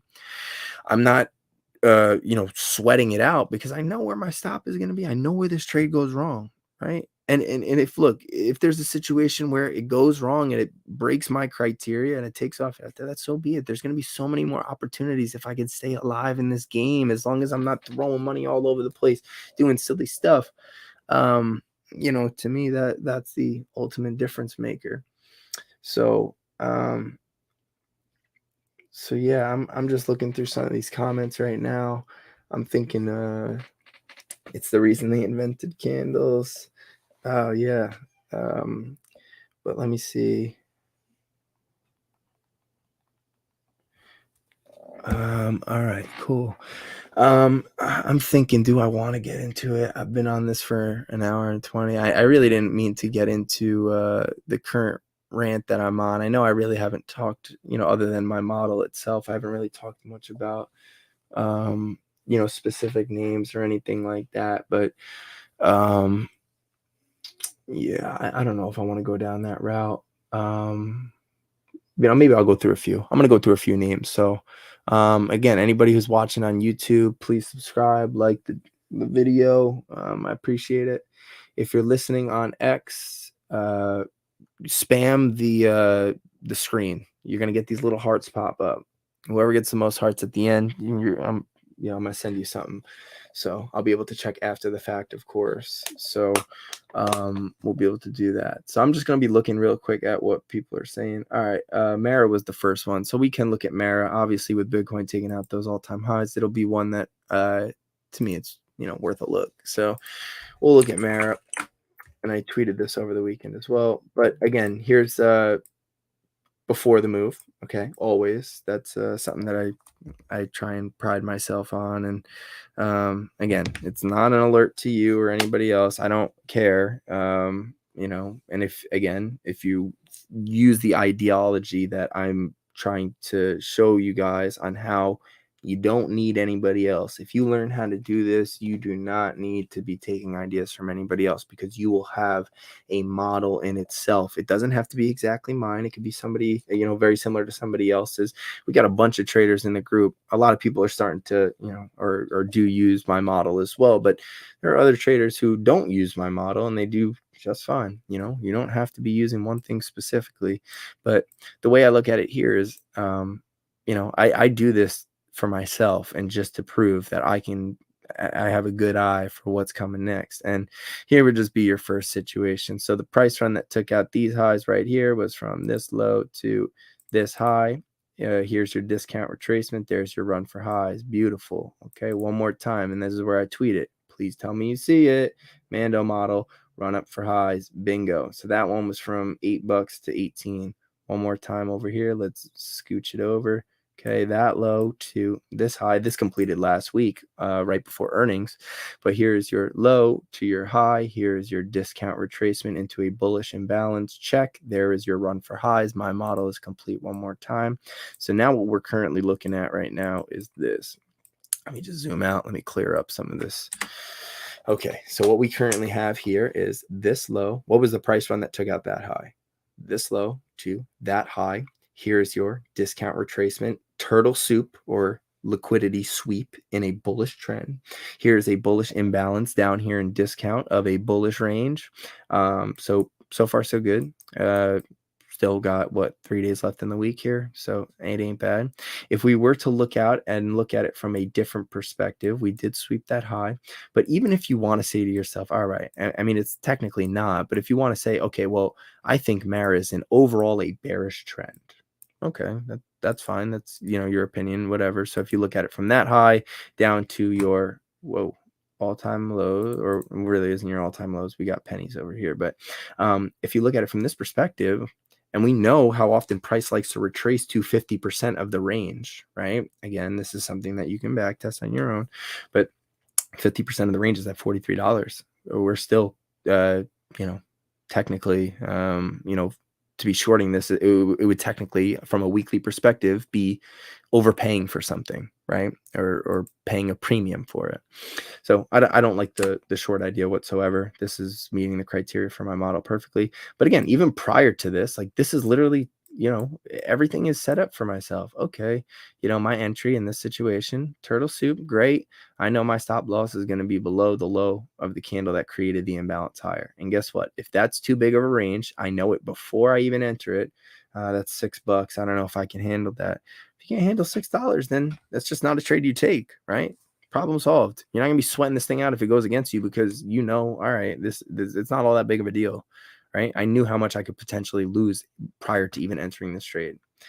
I think that just frees up a lot of the emotional baggage. And even when price does start to run, you're not going to be just fighting for green. You're going to be fighting for a win. And what I mean by fighting for green is when you're starting down on a position and just working to, like, get back to break even. Essentially, it's that ain't trading. That stinks. So that would be Mara. So yeah, so far so solid. I mean, I don't like how Bitcoin swept the high and pretty much immediately blooped itself about 6. And again, there's two situations, but this is a much higher time frame chart.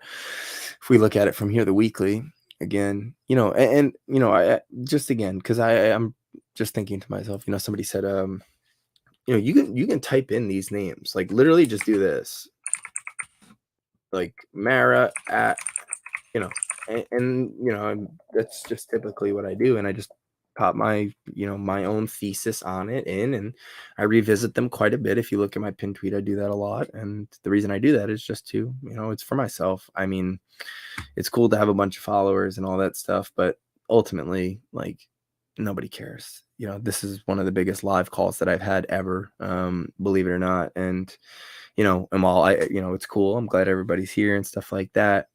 I said something a couple weeks ago back when I was, again, I'm being nice now. I'm not calling people out no more, because I was doing that for a long time. But I'm not calling people out anymore. I'm just gonna, go with the flow. But I actually posted something. I'm like, yo, anybody who's doing these shout outs and they're not putting me on it, that's just the dumbest thing I've ever heard. It's literally just garbage, because I'm one of the very few who are, like, sharing my thesis on something and revisiting it, after the fact. And that, to me, that's not a cocky or conceited or arrogant type thing. I'm doing that for a reason, because look, I was in the position of a lot of people where you're, like, learning from people who are saying stuff, and then they'll go back on what they said to you, and it just puts you in a blender.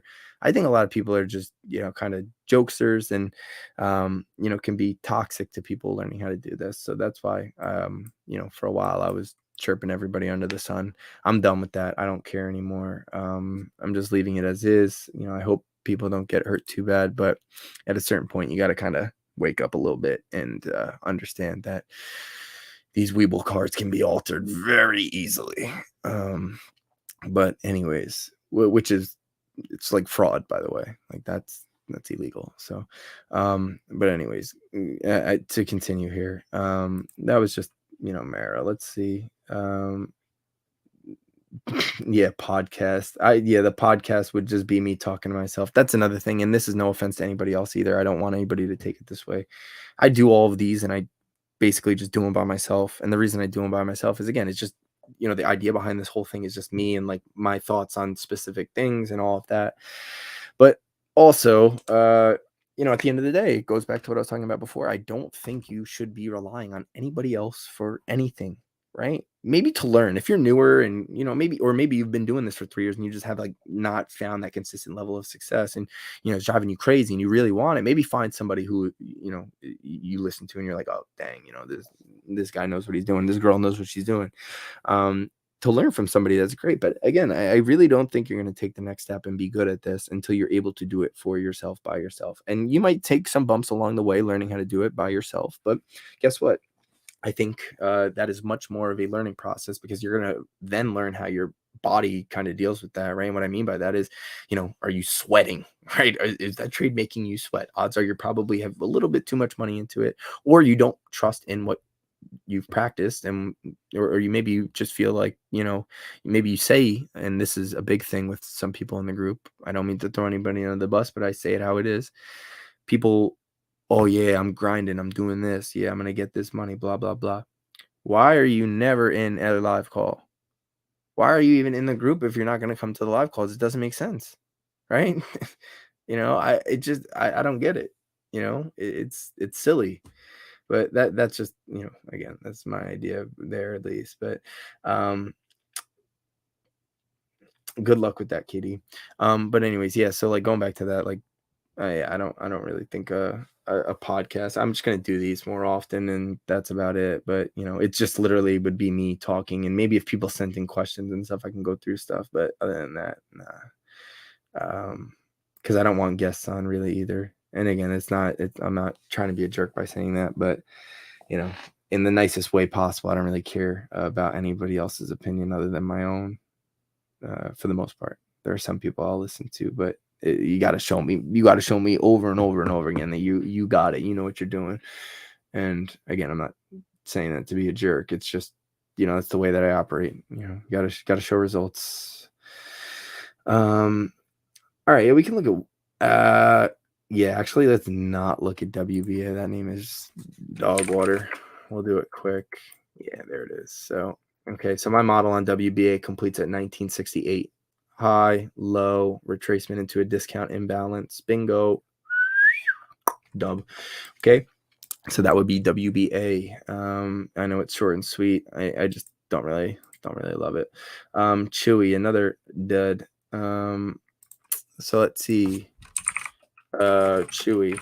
I just saw somebody say my swing targets. I don't do that. Sorry. You can learn how to do it yourself for sure. You don't need me. Okay, so here is Chewy. Dumpster fire really shows that there's absolutely no reason to try and snipe the low. Just I would prefer to just wait for some sort of confirmation to the upside if we're ever going to shift market structure. And to me, I know this is a bullish order block, so that's not terrible, but ultimately I know this sounds crazy, but it would just not be something that I'd be interested in unless low, high, lower low. And for the people in the group who are listening right now, that's a bullish breaker, but you would need to take out 25.29, and that is about $8 away. So yeah, just not something I'd be interested in at the moment. I'm not in the business of trying to catch the lows and catch the tops, right? I play these retracements, and the reason I do that is because I think the probability and the structure behind the trade is much better. Meaning, let's just say, for example, you might think, oh, I'm going to long this. This is the low, right? Well, guess what? You're stopped out, right? Oh, I think this is going to be the low. We didn't make a new low last week. Now you're stopped out, right? So I would just prefer to show me some sort of urgency that we actually do want to run higher before anything. And that's with a lot of names. And guess what? There's so many situations like that where it's like, okay, it doesn't really meet the criteria for me right now. But guess what? The beauty of all of this is that we have so many different stocks that we can look to trade or whatever. But all right, let's see. LBRT. I'm not really sure what this is. If it's a penny stock, I'm not doing it. Oh, okay, it's not. All right, sorry about that. Yeah, I just don't really talk about the penny stocks. I'm not going down that route. Okay, so let's just see. Yo, this ain't not bad. So let's see. The high of this candle here is your 2378. Okay. High here 2390. Okay. High here 2351. Okay, so you do have relative equal highs up here. So here's one. Whoops. And for anybody new here, you're going to hear me say something over and over again. And I encourage you to come back. If you're watching on YouTube, subscribe, like the video. If you're on X right now watching this, spam the screen with some hearts. Whoever's got the most at the end, I'm going to send you something. So anyways, here's your, current range, which is technically bearish. But something that's encouraging at this point is that you do have relative equal highs. So again, using the idea that we looked at before, but what had to have happened here? Somebody had to go short. What had to happen here? Somebody had to go short again without taking out these stops, right? So if that's the case, we got double the pool of liquidity up here. And I know it took forever for it to come back, but just think about the liquidity up at this level, right? Also, if we were to look left, we don't necessarily have any imbalances that we're dealing with at this point at all. So this could be a low resistance liquidity run, which is about $2 higher. How does it meet the criteria for me? At the moment, honestly, not quite there. And I'll explain to you why. And really, it's just simply put, I'm late. I'm not looking at this name, so it doesn't really play for me. But okay, so here's your low, high, discount retracement into a ding, ding, ding, bullish imbalance. Beautiful.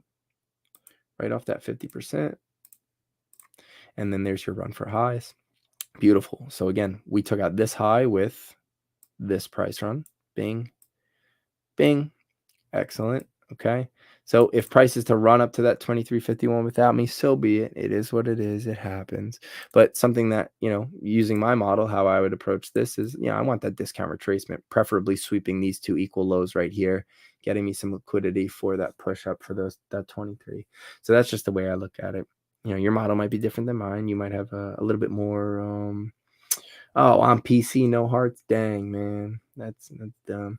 No problem. But yeah, let me see. Okay. I see Microsoft. So Microsoft, a little bit more difficult, and I'll explain to you why. Basically, with Microsoft, the issue is, hold on one sec. Dang, I'm looking at this. We got a 1.2 thousand people on here right now. That's crazy. You guys all West Coast or what? I'll do my lives at this time if you guys all come. I mean, sheesh. I've been getting 800, 1,000 for the whole thing. I've had 1,000 steady here for the whole time.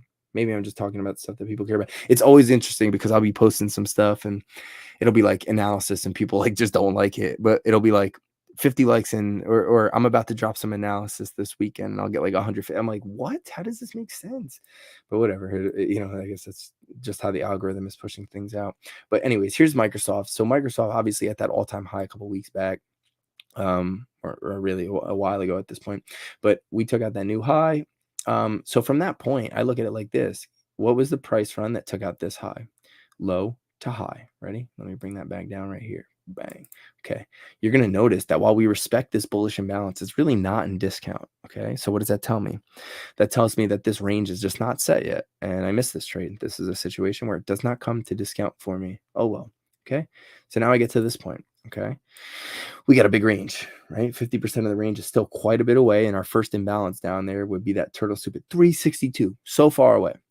But does that necessarily mean that we're going there? Or is there a possibility that price can get into here and bounce? Could price get it or remain above this bullish volume imbalance right here or a gap higher?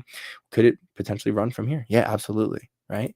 So again, this just kind of goes back to my idea. And this really is in direct correlation with NASDAQ. But until I see some sort of imbalance on the higher time frame, I'm not necessarily looking for lower prices other than a discount retracement on the hourly, like here, like this. You know what I'm saying? Right? We would anticipate price retracing into discount of the range on an hourly time frame, but in reality, that's just a blip in time if we're looking at it from a weekly perspective, right? We have not even come close to discount of our weekly range. So but anyways, that is Microsoft. I know it's not all that insightful. I mean, we can look at it from the daily to be a little bit more precise, and if we're to do so, look at that. That's pretty interesting. But very similarly with our range, your low to your high, no discount retracement quite yet. Just worth noting that if we want to be really tight, and what I mean by really tight is this. So look, just we rejected off of that bearish volume imbalance or gap down right there, right? So anyways, if we look at it from this perspective, right, and we want to get super tight and try and, I think it's going higher, I'm not saying this. I personally, it doesn't really fit my criteria, but if you want to look at it like this and say, okay, we took out this low right here with that price run, right? I know we gapped up, but that would still be a price run, okay? There's your discount retracement. There's your run from highs. Bang. There it is. Okay. So now, even if we want to look at it from there, we're in discount. And this is really last stand at this point to me for Microsoft before looking at something like that, 396, which is your sell side liquidity or your draw on liquidity potentially.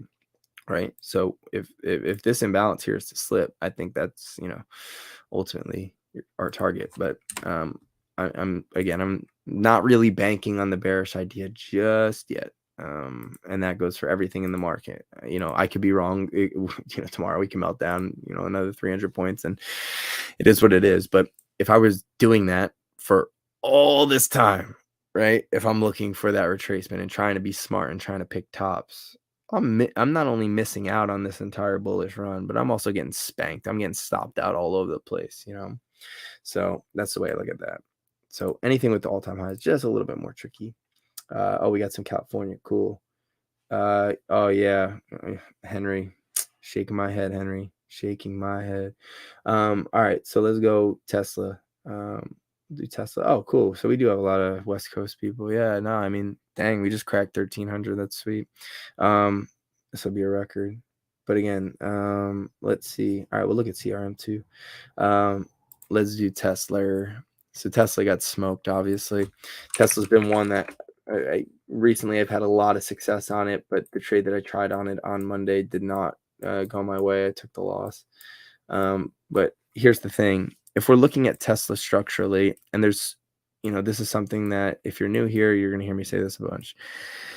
The market is fractal. And what I mean by that is we can break this up into so many separate runs. For example, we have a bullish run inside a bullish run, inside a bearish price run, inside a bigger bearish price run, inside an even bigger bearish price run, inside ultimately what has from the inception been a bullish price run. Okay, so what perspective do we want to look at it from? That's the main thing. What makes sense to us in the immediate future? And to me, we have a bullish structure. I know our recent price action has, not just this week, but over the last, really since last summer, it's not been all that bullish, but we are currently in discount of a bullish price run, and that's why I've been buying it. And not like buying it per se, but buying the idea that price can run up and complete my model, which is way higher, right? And I look back on this week and I'm thinking to myself, like, why could something like this happen, right? What is the the reasoning, right? And when you hear reasoning, there's so many people, they just automatically think, oh, there's news, there's this, there's that. Bogus. Every move on this chart can be justified. Okay, doesn't matter if they had news, earnings, whatever.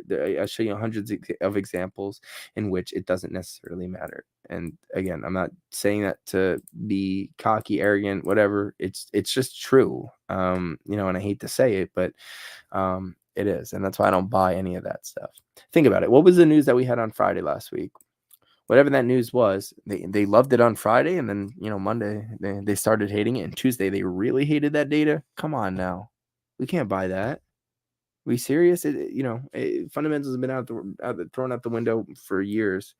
But anyways, looking here, we got back into that weekly bullish fair value gap right here, and so far so good on the bounce.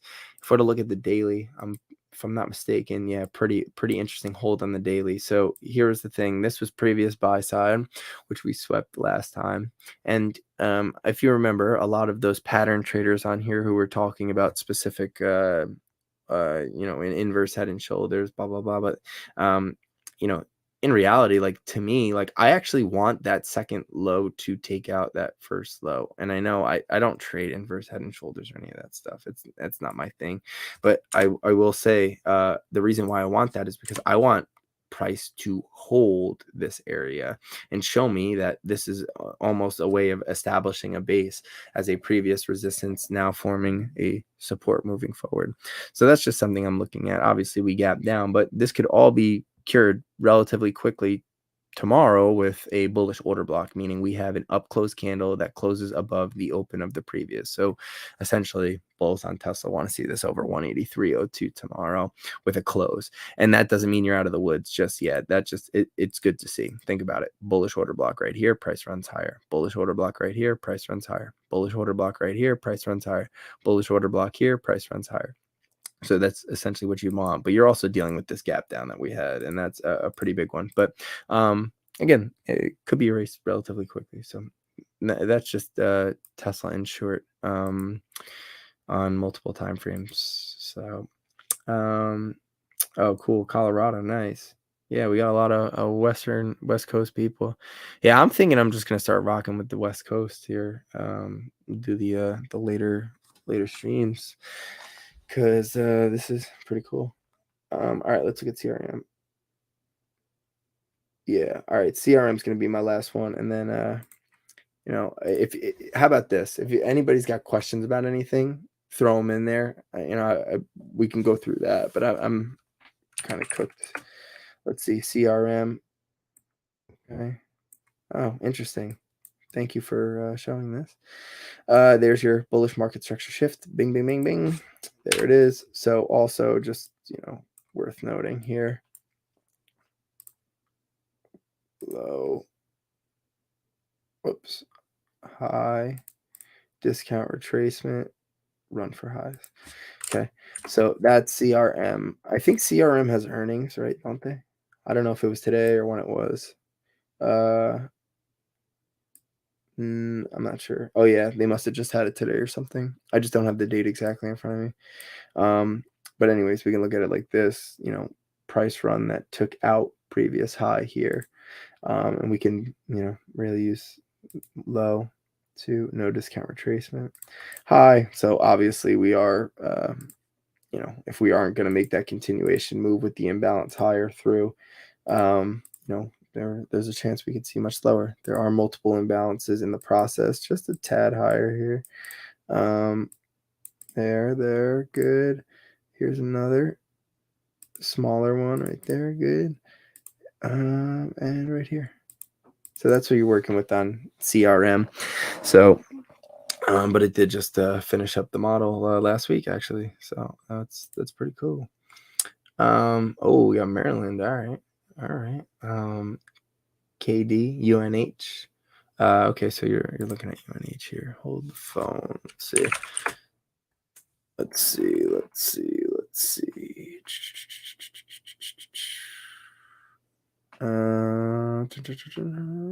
Whoa. Okay. UNH is a sloppy mess. So let's take a look here. Oh, relative equal highs above. Hold on. Let's take a look and zoom it on in. Okay. So if we're looking at UNH, ooh, this was a nasty gap down on the weekly. Did we have a earnings or anything like that? I'm not sure if we did or didn't, to be honest. Let's see.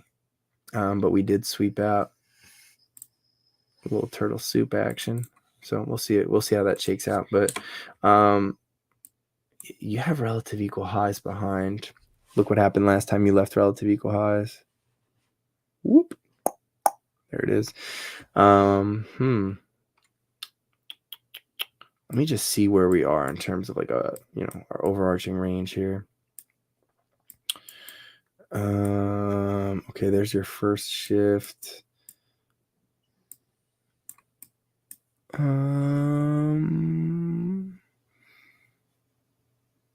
Wow, this has been a long time coming. 2021, so low. And again, we're just going through each. No retracement. Okay, there's your first retracement, actually, believe it or not, right there. Bing, gone, run for highs. That's great. Okay, so with that being said, you have your next, which is here. Oh, we swept that low. Oh man, discount retracement. Boom. Yeah, so this week we're gonna need this to come back up here, and if we lose that, it's kind of ugly. But you do have relative equal highs above 558. You have one more right here at 555ish, right? 554.70. Yeah, so the last 2 weeks and how we've rejected off of this bearish imbalance is quite alarming. I mean, even if we look at it from this perspective here, we're deep in discount. This is a weekly bullish order block right here, but not something that I'm looking all that much off of to trade on. So you have relative equal lows here too, just worth noting, right? Second low does not take out the previous low. Second high does not take out the previous high. So we're dealing with relative equal lows and highs. So, flip a coin, I guess.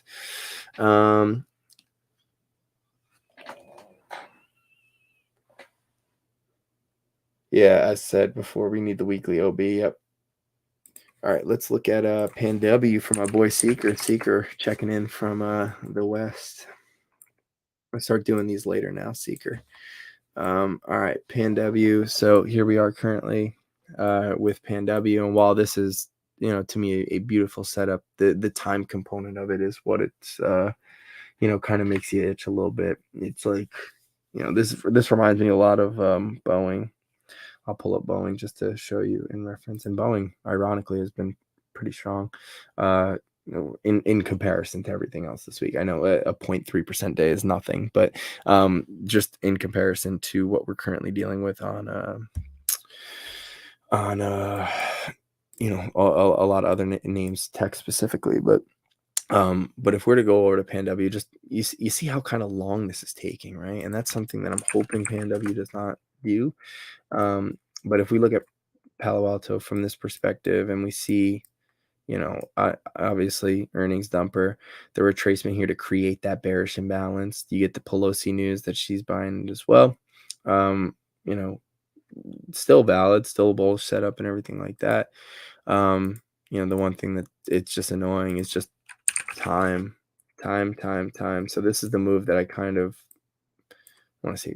Yeah, I posted this last Thursday, but this is what I kind of wanted to see. And again, it might not take this long. I know I just kind of randomly drew out the lines and stuff, but yeah, I wanted this imbalance to take off and go. We got a little bit deeper. One thing I hate is that we left these. Let's see, just to confirm. Low here is 284.75, right? 73, good. Okay, so we did take out that low. So we did not leave those relative equal lows. It's okay. So let's just do this for now. Hold on. Here. That's a pretty encouraging move to close out the day, eh? Okay. Here's that. And here's this.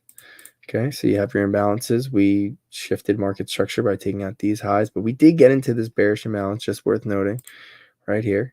Bang. Okay. Bang. Okay. Great. Okay, so from this point, we have our low to our high, our discount retracement in our most recent price run. Does this necessarily mean that we cannot continue higher right off the bat? No. This 18 o'clock, if you will, that candle got into discount and the imbalance in that, and it, this could very well continue to run higher. But just to meet the criteria for me, I like discounts. I don't like to buy it when it's in premium, and the reason for that is because I'm just opening myself up to much more downside risk as a result of that, and I tend to try and avoid that, because when that happens, and by chance you are wrong, even if you're right, I mean, seeing a lot of red stinks. And if you have options contracts, you don't want to be in a position where you're just fighting to get back to break even. That's I can't curse. That's a terrible position to be in. You don't want to see that, especially with the options, man. The options are tough. They'll eat you up. With shares, I don't care. So anything I have shares on, I'm as long as the setup is still valid, I'm fine. I'm not fighting the clock. But when you're trading options, you are, essentially fighting the clock, and that in itself is dangerous. So, my chart doesn't include after hours. Check lower time frame. Oh, so that's for PanDubs. All right, let's look at PanDubs on a smaller time frame. I'm not gonna look at it on the one, I promise. Okay, so what exactly, Seeker? Just this run after hours, huh? I think that's what you're talking about. Yeah, it's a $10 run after hours. Pretty good. Yeah, pretty good, man. Sheesh. Yeah, so far so good there. setup valid. It's just a matter of, this is a weekly time frame, and this is something that I talk about, and I talked about last night with the group in the live call, was that if we're looking at it from a weekly perspective in terms of our setup being a weekly setup, right, this could take weeks to play out, right? And that's something that's difficult, right? But if you have that higher time frame bias that we are moving higher, that doesn't necessarily mean that you can't trade this on a smaller time frame and have success with it. By no means, right? So with Pan W, you kind of wanted to lift off and do it quickly. I mean, the Pelosi catalyst, I mean, that's going to bring a lot of external liquidity to a name like this. But again, I don't necessarily think that's necessary. I think it's just fine currently the way it is. We turtle souped. We created the imbalance. We took out last week's low and we bounced as a result of that. So that's pretty encouraging for the bulls there. So yeah, time decay on the options. Yeah, I can eat you up. You don't want to be in that position, right? So what else? What else here? I want to do this. Dang, 1,400 people. Dang, I guess I'm doing late nights all the time, eh? Let's see. I'm gonna look at a couple names that I want to look at too. If you guys, I guess if you have names, feel free to throw them out. I mean, if I'm not gonna cut this off. We got a bunch of people in here, so let's see what else. We could look at chips just briefly, but the video was just an absolute monster. Still is. We're literally just creating imbalances each week, so very similarly to the idea that I have on NASDAQ, Qs, really anything that's at all-time highs. I'm not really interested in looking for downside. I'm just, to me, you're just trying to play with fire at that situation. But I'm also not really looking to trade this to the upside. And I know you might say like, oh, why? And really it's just because I have no information to my left, right? There's nothing here. And what I mean by that is, like, we've never been up at this price level. So I don't have a draw on liquidity in which I feel like the market is drawing to specifically. So the way I look at it at this point, anytime something has all-time highs, right, there's essentially no resistance on it, right? And if there's no resistance on it, then I look at it from the perspective like, okay, when does it come down? And essentially at some point or another, somebody with a ton of money is going to take care and take some profits off. And when they do that, you're probably going to get some sort of imbalance down and you're going to have an absolutely massive range. And with all of that being said, that's when you could see a retracement. But until then, were you taught to never jump into a moving train? It's like hard to consider it from that perspective. Let's look at Amazon. Cheddarflow posted something today about a couple $1 million call sweeps coming in. So we'll look at that. Amazon. Again, if you're watching this on YouTube, please drop a like on this video. Also, please subscribe to the channel. I got a ton of info and educational stuff on here. Even if you're new here tonight and you want to learn some more about how I kind of operate, you can absolutely check that out. If you are on X watching this right now, obviously you click that pink button at the top of the screen. If you're looking at it, whatever, spam the screen. If you press the screen, the hearts are coming up. Whoever drops the most hearts, I got something for you. So as we continue here, what are we, hour 2? Yeah, we're approaching hour 2 here. So spam it. I don't know what it does, but it is appreciated. So yeah, Amazon, you got relative equal highs at 188.65. I kind of think that's where it's going. You got 2 more days and 16 hours for price to close back above this volume imbalance right here, which is 174.80. If we were to go down in time frame and look at it from a tighter perspective here, Amazon is okay. So we took out this high with, I'm just checking, hold on, that low, whoops, to, let's see, no discount. Okay, that high. There's my model. My model is complete there. Okay. So let's just zoom in again. This is not fibs. If there was no imbalance here, I would not be interested whatsoever in taking this. It has to have the imbalance. I'm not trading off of lines and numbers. Okay. It has to have an imbalance associated with it. Without that, it's useless to me. Okay. So when my model completes, what was the price one that took out that high right there, which was relatively equal? You have this low to this high. You are now currently sitting in discount of a bullish range inside a bullish imbalance right here. So yeah, not bad. And knowing that on a higher time frame, the weekly to be precise, you have 188.65 relative equal highs above you. So yeah, it's a pretty interesting one for sure. Not bad at all. Okay. Uh-oh. Seekers winning the heart spam right now. The heart spam must work. Maybe they're pumping me out into the universe and getting more people to watch or something. I don't know. But I'll do this every time. I don't care.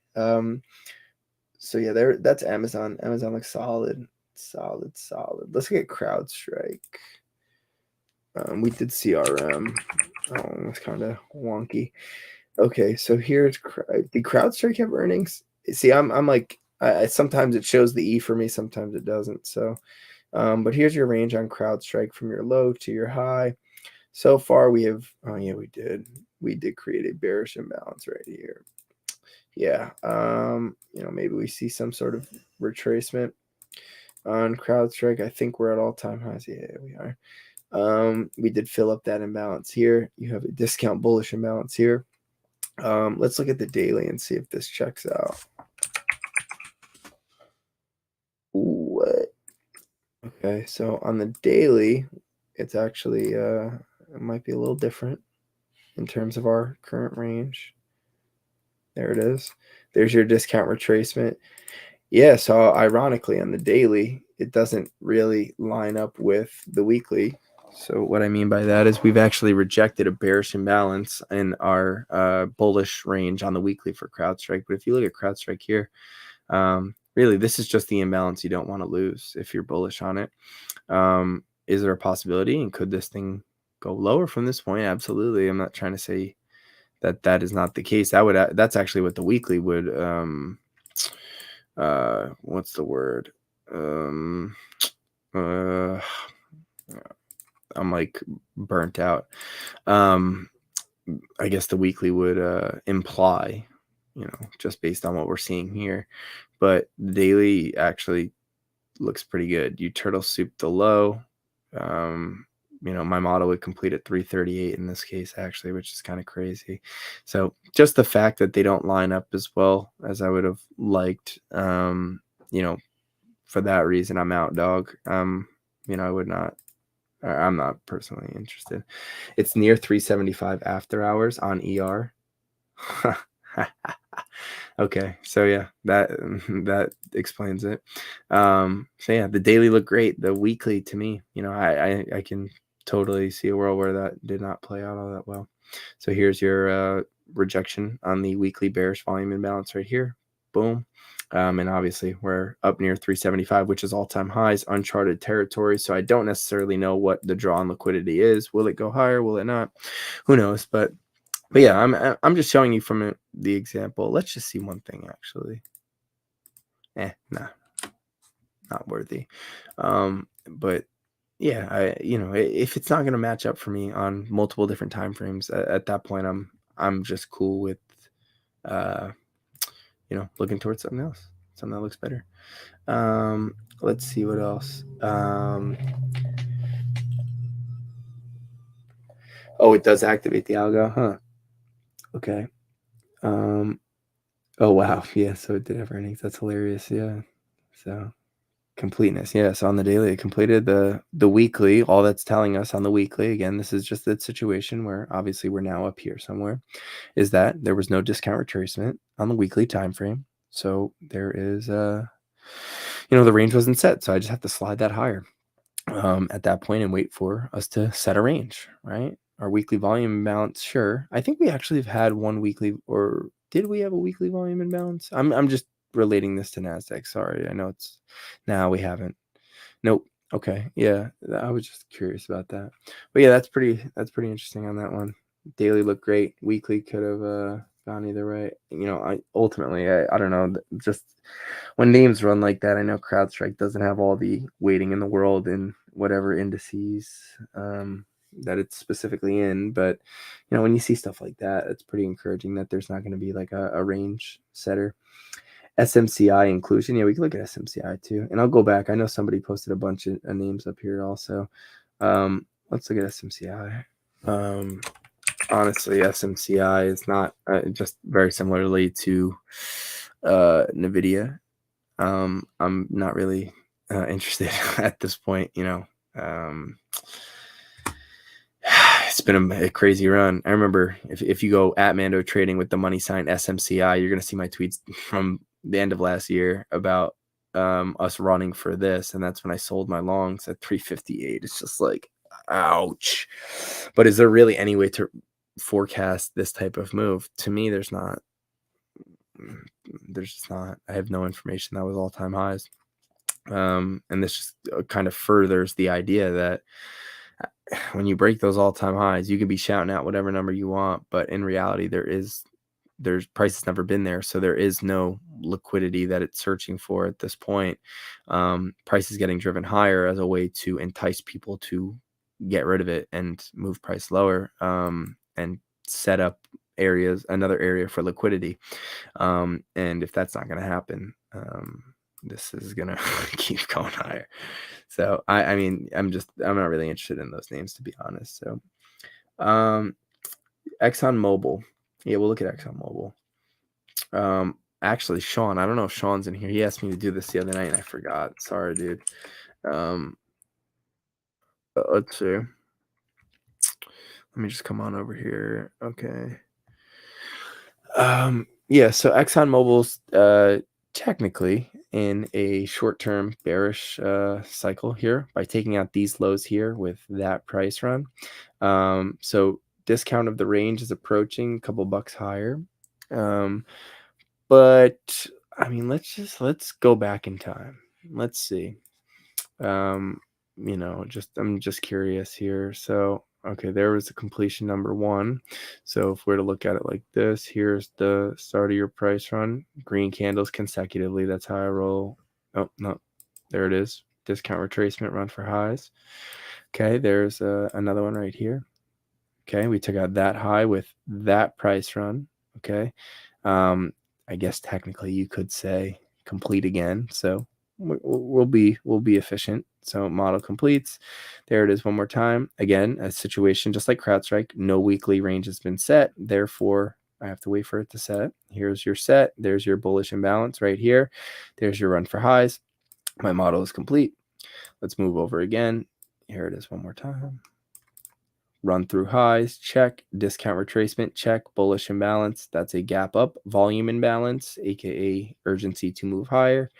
There's your move higher, and we'll continue on. So again, this is actually interesting because this kind of goes back into the idea that the market is fractal. And I know it's a stupid word, and you're like, oh, fractal, fractal this, fractal that. But what I mean by that is just there's different perspectives that you can look at this from. You can look at it from a much larger range, and while you're much larger range, you could be bullish on something. That doesn't necessarily mean that there isn't a short opportunity in a smaller time frame to look towards, right? But anyways, here's your run. There's your discount retracement. There's your next run higher. Here's the start of the price run that made that new high. There's your discount retracement. There's your run for highs. Okay, bring it back over here again. Whoops.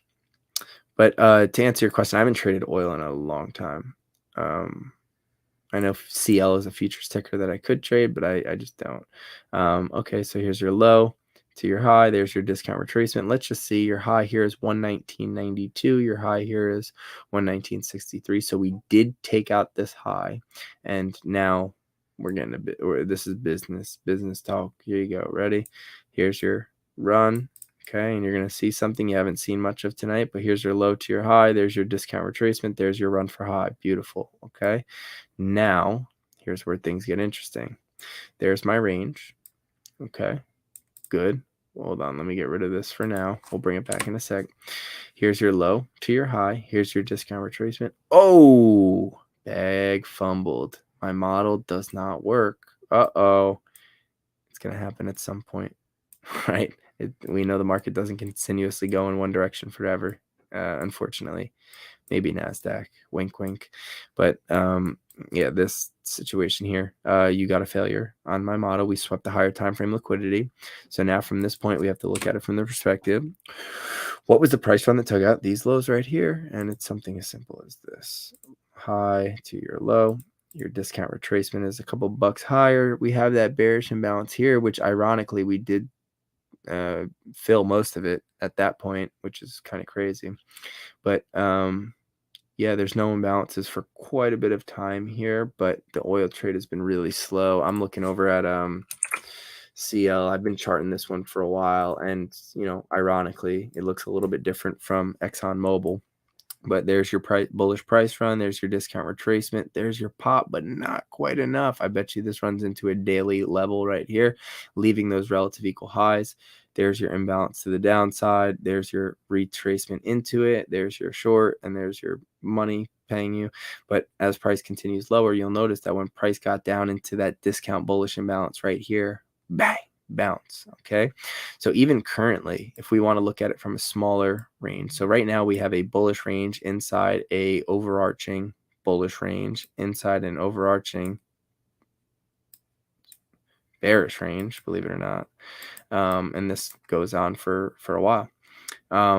But if we're just to kind of flip over here and look, right now it looks something like this, where you have your low to your high, discount retracement. So model would complete at 93.91. The thing is, look how long this has taken. This has just been an absolutely miserable trade without any imbalances forming. So without imbalances forming, let's say this is a 5-minute chart. I have zero interest in this. And the reason why I say that is because we have no imbalances forming. If I didn't catch this imbalance here with the tight stop below the low that created that imbalance, this is useless. Just plain and simple. It really is. So that is just the the oil idea. So let's just come on back over here. Cool. I know 1,500 views. Anyways, anybody who's new here, welcome. If you're not following me on Twitter, give me a follow. I do still post analysis and not just rocket ship emojis and garbage. Check out the pinned tweet. That's where I have a lot of the stuff I've posted in the past. But yeah, again, anybody on YouTube, this is more of a Twitter thing. Twitter is popping right now, but yeah, Twitter is if you're on Twitter right now, spam that heart button. Whoever gets the most is the winner of a prize that has been undetermined at the moment. But I appreciate you guys checking in. It's getting late over here. It's 12:30. I'm only staying on because we have 1,500 people on here right now. Oil manipulation is real. Yeah.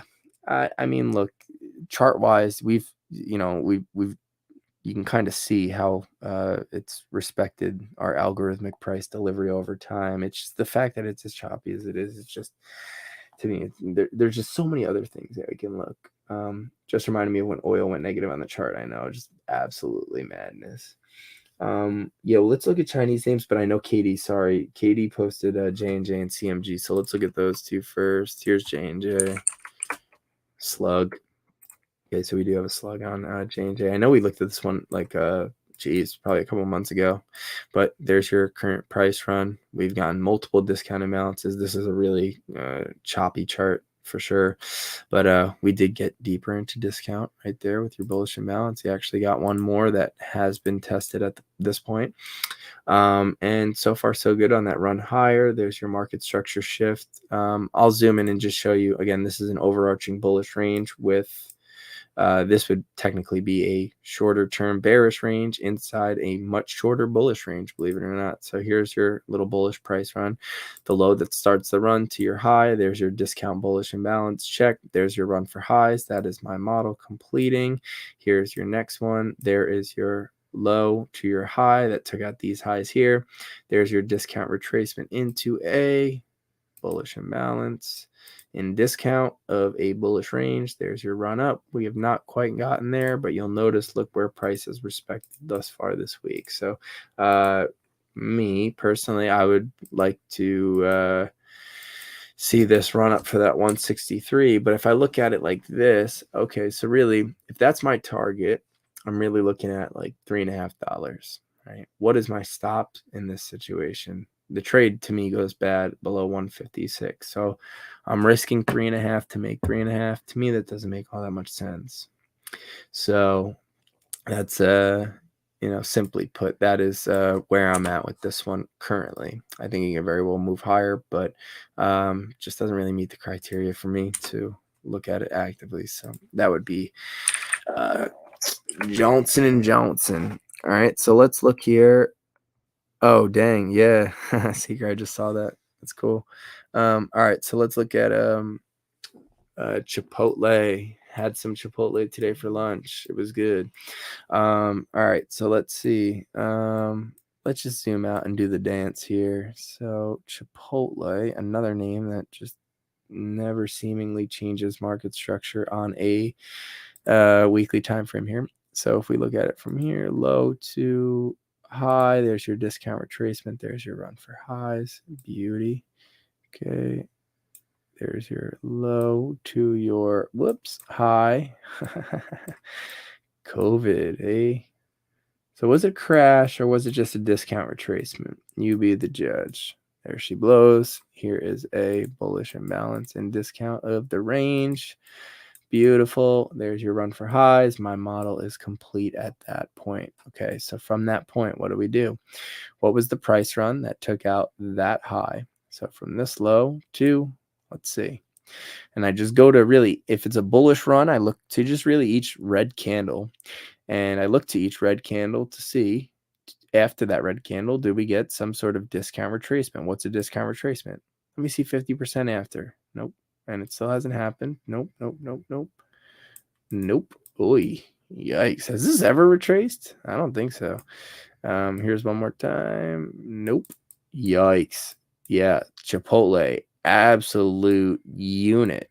I've seen people go about it like this, and if we were to go about it like that, then technically you did get your discount retracement. I like to use the swing low or the green candle that creates that consecutive run. So if that's the case, sure. But either way, this is an absolute monster at all-time highs and something that I am absolutely not touching.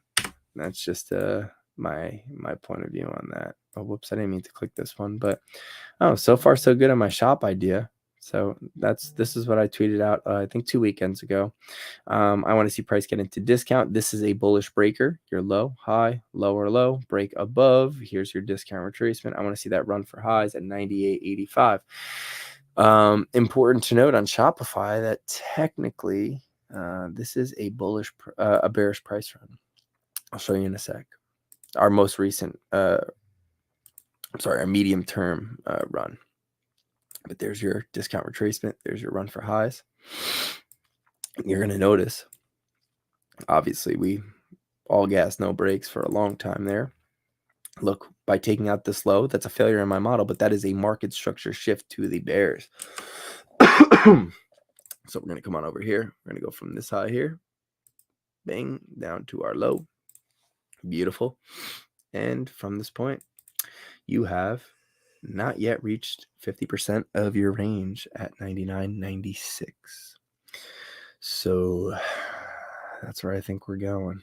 I want to see us getting a discount. That way I can secure a much more refined risk reward in this situation. But that is Shopify right there. Let's find out. Okay. Let me just come back over. I'm just clicking back and forth right now to see.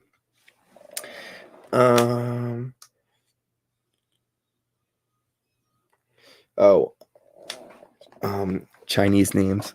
So with the Chinese names, just to be straight up, they've been dog water. And what I mean by that is, if you're to look at them, the amount of times that I've seen a Chinese name gap up and immediately give back all of the gains from that overnight session in China, it has been a dumpster. So one that I'm currently in, and this is in shares, and it's been a headache.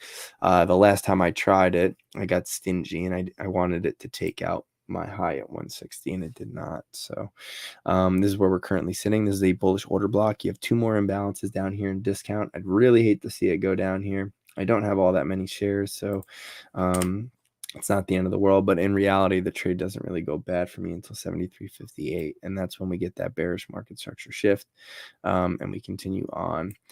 This is technically also bearish if we were to just be fair here. So here's your high. Let's go to each green candle. No 50% retracement. No 50% retracement. Nope, nope, nope, nope, nope, nope, nope. Okay, so 50% of our range is actually about 214.20 on Baidu. So, while we are in a bearish range, I don't necessarily... and Baba is very similar to this chart. So I know that's the one that everybody wants to look at too, but very similar. It's just, we are in a bearish range, but ultimately, if we buy the idea that price likes to go to discount, it's quite a ways away. And that was my idea there. So, so that would be Chinese names. It's just really, just a total headache to look at that. It's been a total headache to look at. What's the other one? Shoot, I'm drawing a blank. Oil's been such a headache. Oh my Lord, what a disaster. I actually have a question. So anybody listening right now on Twitter or on YouTube, whatever, type in, how long you've been in markets. Have you been, are you new? Are you a COVID guy or girl? And in addition to that, well, I have another question. I'll wait a couple minutes, but let me know, how long you've been interested in markets and all that stuff. And again, if you're listening on Twitter, spam that heart. Whoever's got the most hearts. I think they cap people at 999 or whatever. But if you were to have the most, then I got something for you. I'll shoot it to you in a DM. But we'll wait until the end of this call. So September 2019. Cool. Working my face. Yeah. Okay, Kitty. Investing for 15 years. Wow. That's really interesting. So you've really seen a lot. Wow. Geez. Okay. Dang. 25 years. Sheesh. Yeah. So that's impressive. Yeah. No, I mean, honestly, how earlier before I was saying how, I don't like to have like these random people from Twitter, maybe with big followings and stuff like that. That's one thing. Like, I'm not really interested. It's cool to have a lot of followers and stuff like that. Don't get me wrong, but I'm not interested in bringing people on who I see their analysis and it's not what I would say is good. So I'm not just gonna bring them on because they have a lot of a lot of followers, and that's how you get more followers on Twitter, I guess. But I won't do that because I think it's crazy. I'd rather talk to somebody with 60 followers with 25 years of experience in the market. If they've been around this long, then that's pretty impressive. That's my take on it. Not the 18-year-old who has been trading since they were 13, apparently. So wow, we just crossed 1,600 viewers. That is insane in the membrane. Okay, so let's, I guess I just can't get off until we start losing people here. But all right, so let's look at, come on, we got some more names. There's got to be more names. Let's see. Enphase has been sweet for me so far. I have shares in Enphase. I like it from a bunch of different angles. And first off, and this is where I really found the idea, was using the weekly time frame. But I'll show you on additional how I liked it. But so I noticed right off the bat, we had set up for a bullish breaker. So I had my low, my high, my lower low, and a break of that high. All we need is a break. We don't need anything crazy. But with that break, this candle, the high of that sequence, becomes our breaker. So you'll notice how price, when price retraces lower to the bottom of the breaker, we turtle soup, sweep liquidity in a bullish price run now, and we run for our highs. Very frustrating. We did have an untouched bearish volume imbalance right here. So this, I can justify this move, why we did not take the high yet. But ultimately, I think that's our destination, 139.65. And then you run into an untouched bearish fair value gap right there. And ultimately, I would just reset my range. But with this, the interesting part to me was if we look at end phase, and this is, I really found this at the turn of the new year because, I'm looking at it and I'm like, whoa, dang. Okay. So I looked at it I was looking at a bunch of names from the yearly perspective. Obviously, Bitcoin was one of them, and Tesla as well. But end phase, in short here, you see your low to your high. There's your discount retracement into a bullish imbalance right here. We got into it and got out of it to start last year. So that was pretty encouraging to me. So, ultimately, which is crazy, and this could take forever. I'm not saying this is going to happen, next week. But I like 339 would be hilarious, and maybe we'll come back to this video someday and say, hey, look, man, hit that 339. It's way far out. It's not necessarily tradable at the moment, and the way that I'm looking at it is by using this higher time frame bias to structure my trade. I'm going to continuously work my way up, so when I get discounts, I'll buy the discounts and and sell the sweeps of buy side and play it that way, because again, this could take forever. But that was just one interesting one. I know we looked at Tesla already, but I just just to look at it from this yearly perspective as well. Ironically, we got back into that yearly bullish imbalance right there. So the price run that took out all of these highs previously was from this low to that high. There's your discount retracement. There's your turtle soup, higher time frame liquidity sweep. There's your bounce. No bearish imbalance has been formed, but we do have a bearish order block on the yearly. Just interesting. And ultimately, we got back down into our yearly bullish imbalance right here. But Tesla, in terms of my yearly, doesn't complete until 41450. So that is, insane. And again, it sounds crazy until it happens, of course, but here's Bitcoin doing it. So here's your price run that took out these highs, low to high. Here's your discount retracement. There's your run for highs, taking out that 69,000. Beautiful. And on the yearly, the Mando model is complete. Doesn't matter the time frame, doesn't matter the ticker, crypto, stocks, whatever, doesn't matter. It plays. So that is that. So let me just go back over here. This is my alt. Have over 1,000 on my real. Oh, cool, man. Cool. I day traded the .com crash. Dang. How'd that go? Hectic. Yeah, I was 13, 14 years old when that happened. So, or .com, I was 5. What was it, 2000, right? Yeah. Yeah, we can look at some of these names. That's cool. Now, do you look at descending triangles? No. So yeah, I will. Oh, cool. Victoria's checking out Katie in the group. That's awesome. Yeah, Katie's great. Katie was one of the friends that I was referring to before who told me you kind of need to learn how to do this or you're going to give all your money back. So I'm going to take like a 2-second break here. I'm going to grab a drink and hit the head. But in the chat right now, what has, I have a question for everybody. At, your current situation, or what you're working with right now, like what are the methods that you are currently using? Have they worked? And what I mean by that is, have you been seeing success as a result of that? And do you feel comfortable using whatever strategy or model? Because to me, I think that is the most important thing for a trader, to have something, whether it's something that I use, somebody else use, I don't care. If it's something that you can repeat, something that you can back test and prove to be true, something that you can, I don't know, just go on the list. It doesn't matter, right? If you are able to use that and feel confident in it, what is it for you? So if you would throw that in the comments, I'll throw on some music for a second, and I'll be back in like 2 minutes.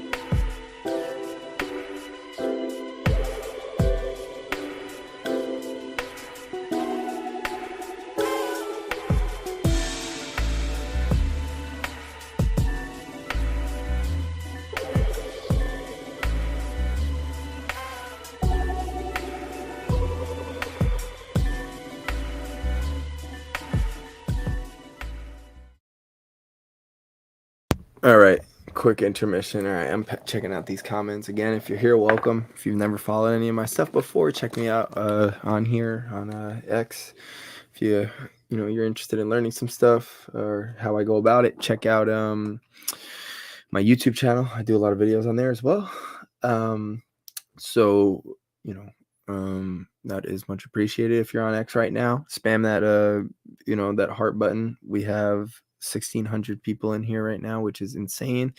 I guess I got to do all my live streams for the West Coast. What is it, 9:45 over there? It is currently 12:45 here, so it's gonna be an early morning. It's gonna be tough. I'm gonna have to hop in that cold plunge to wake me up in the morning, but yeah, so let's go through some of these names as well. And I see some people responded: supply and demand and confluence with the 200 SMA, wedge and flag patterns. Cool. Seeing success.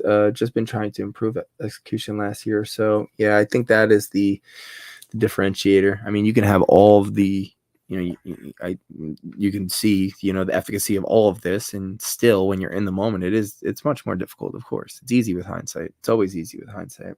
But if you're able to back test something and prove it over and over and over again, you feel much better about it. So, anyways, yeah. So if you're watching on X, spam those hearts, and if you spam those hearts, whoever's got the most at the end of this, I'm gonna send you something. But cool. All right, nobody, you got a bunch of names for me too. Cool. So I'm just gonna go up so I don't miss any here. Snowflake, sure. Let's look at Snowflake. We're gonna get off this yearly time frame. We'll go here. Snowflake is another one, got whacked by earnings. But you're gonna notice here, it's pretty precise so far. So here's our weekly range. It is bullish. So this retracement down, I know it is harsh and quick. Very similar to BA, very similar to PanW, where you've had that harsh retracement down. I don't know if there's after hours action. I don't have it up currently. But anyways, it'll change by tomorrow morning. But if I'm looking at it from this perspective, obviously you have a large weekly bearish imbalance forming, and unless something crazy happens where price runs to 211, it's looking like we're going to create that bearish imbalance. So the way I look at this, while ultimately we are in a bullish price run, this imbalance here could act as a speed bump or really slow price down from ultimately reaching its target up here. But it's still a bullish range, still holding on. This imbalance right here, you might say, oh, that's random. It's actually a monthly imbalance. So if I were to go to the monthly chart, I will, just because. And there it is. Perfect so far. There's your monthly imbalance. But so yeah, that's currently, where I'm at with Snow. The hardest part with a name like this is just the time component of it, man. It's it could take some time. And that's, we're looking at it from a weekly perspective. If this setup is occurring and it's taking weeks to set up, it could take weeks to play out as well. So that's the tough part there. So that would be Snowflake. Let's look over what else we got here. INOD. Okay, definitely never charted this one. So let's see. Cool. All right. So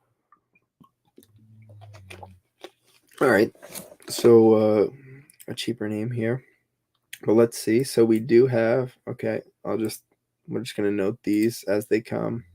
No discount. There it is. Discount retracement, bullish imbalance, run through highs. My model is complete. Okay, great. So now from this point, low of the price run would be right here. Whoops, there it is. Here's the high. And let's walk this up, actually. We're going to do this. Ready? No discount retracement there. Discount retracement. Okay. So there's your discount retracement. There's your run for highs. My model is complete. Okay. So now where we currently sit, actually, no. All right. So we haven't swept that low. So, in the moment, if we were looking at this back in November, the idea or the comment that we would be saying to ourselves, and remember, look how scary this was at one point. This candle was red and it was 14 cents away from sweeping this low. And if that low is to be swept, guess what? Your market structure is shifted bearish. But the way that we held, why would we hold here? Again, every move on the chart is justified. So there it is. The one thing at this point right here, Why do we reject here? Here's your bearish imbalance. So at this point, currently, where we sit, I'm not loving it just yet. That could change. So really, you see this gap up right here, very small, very minimal. But ultimately, if I was a bull on this, I would want it to close above that level on the weekly. So you got a chance. You got 3 days, 2 hours, 2 days, 16 hours for that to happen. You're also dealing with this bearish volume imbalance, gap down, showing you urgency to move lower, which it did. And then you have one more bearish imbalance right here. And this is a fair value gap. So you are working with some resistance to the upside, but ultimately I would, if I'm a bull, I would want it to close above that. That would be pretty encouraging. So that would be INOD. Zim. Wow, Zim, what a name. So Zim was one that I used to just buy it for the dividend and sell it.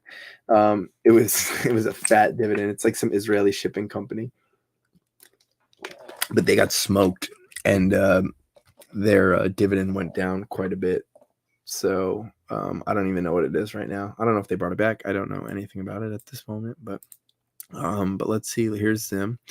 I actually do have this one charted and haven't looked at it in a while, to be honest, but yeah, there it is. Okay, so okay, pretty interesting. So here's your low, high, lower low, break of that high. You now have a bullish market structure shift, which is fantastic. So we can look at it from this perspective. What was the price run that took out this high right here?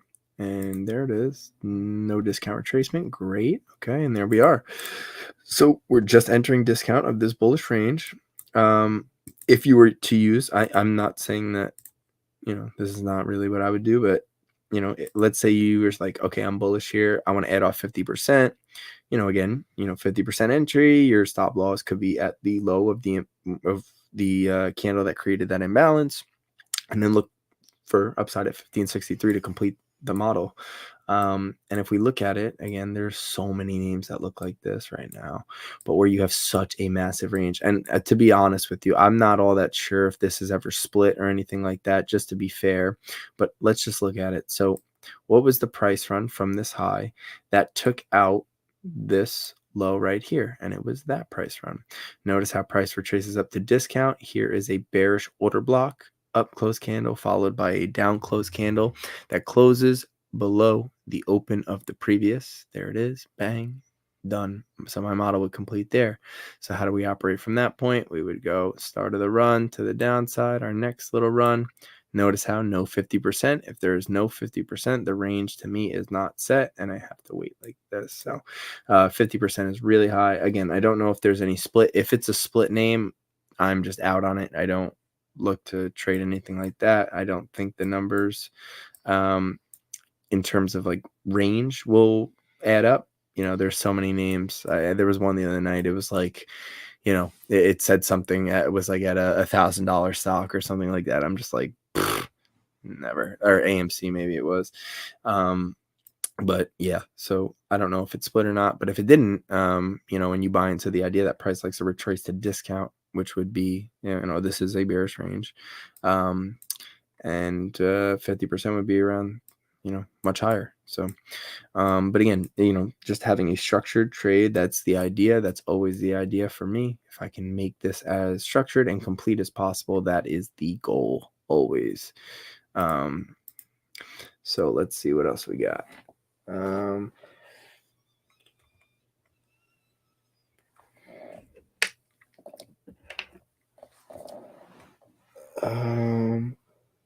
Oh, never split. Okay, cool. Yeah. So, let's keep on rolling. We just cracked 1,700 live viewers. Don't you people sleep? Jeez. Let's see what else. What do we got?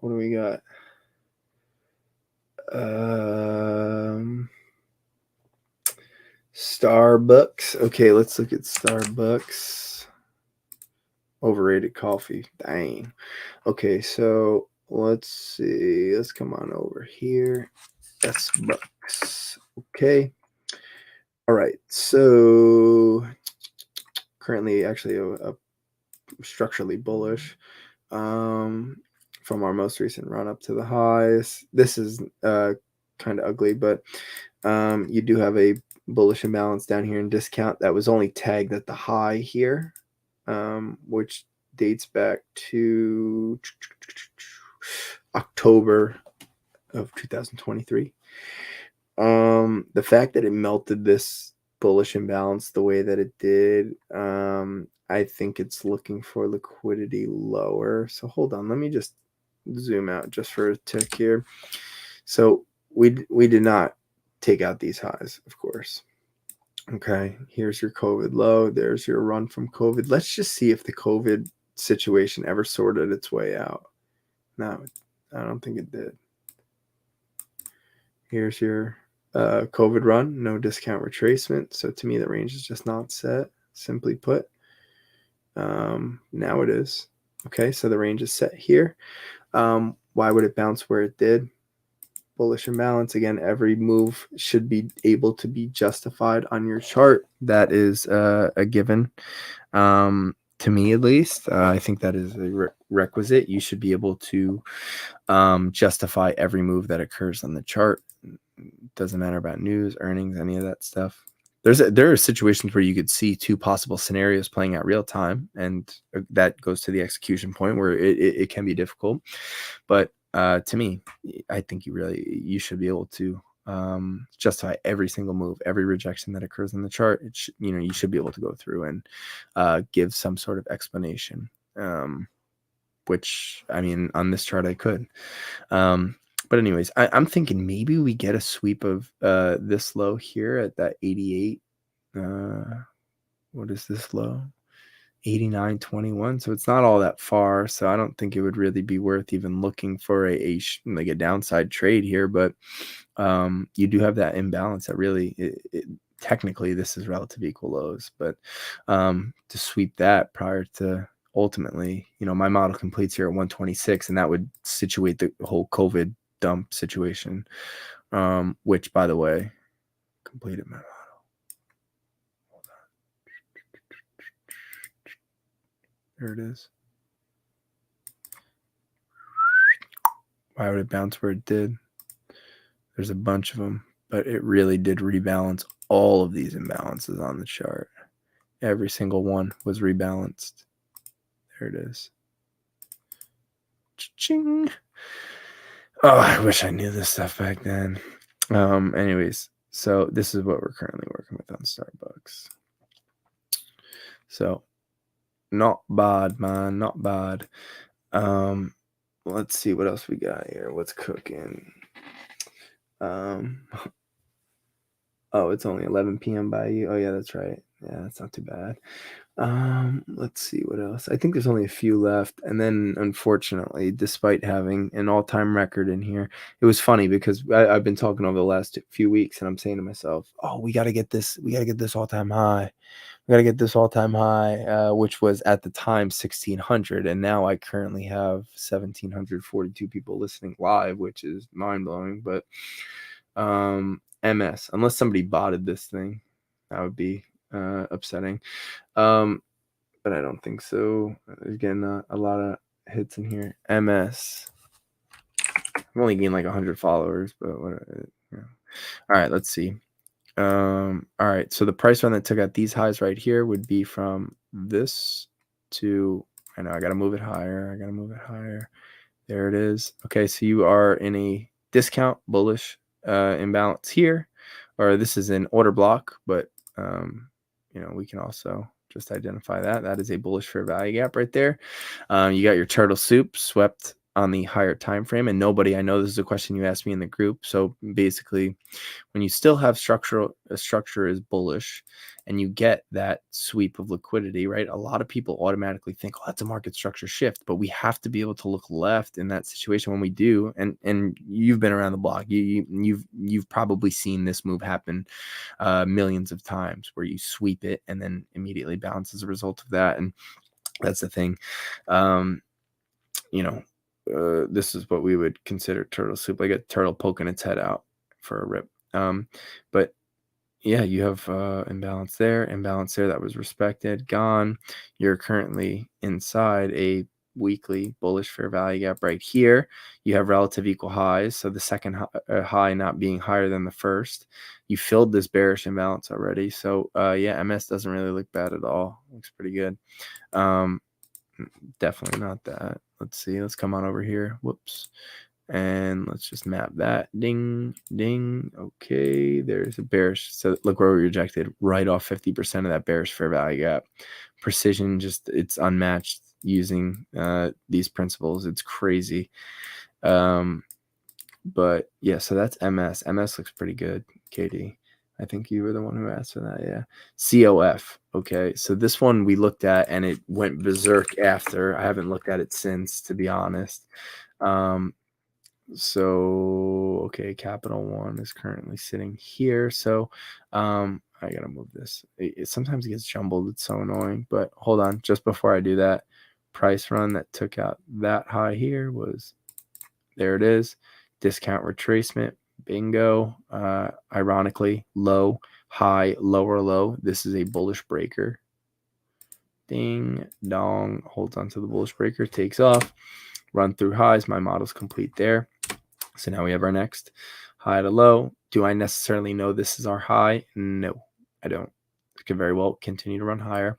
And if we look at it from even farther of a range, and this dates all the way back to 2020, here's your low that started it all to your high. There's your discount retracement. And so far, so good. So your all-time high is sitting at 177.95.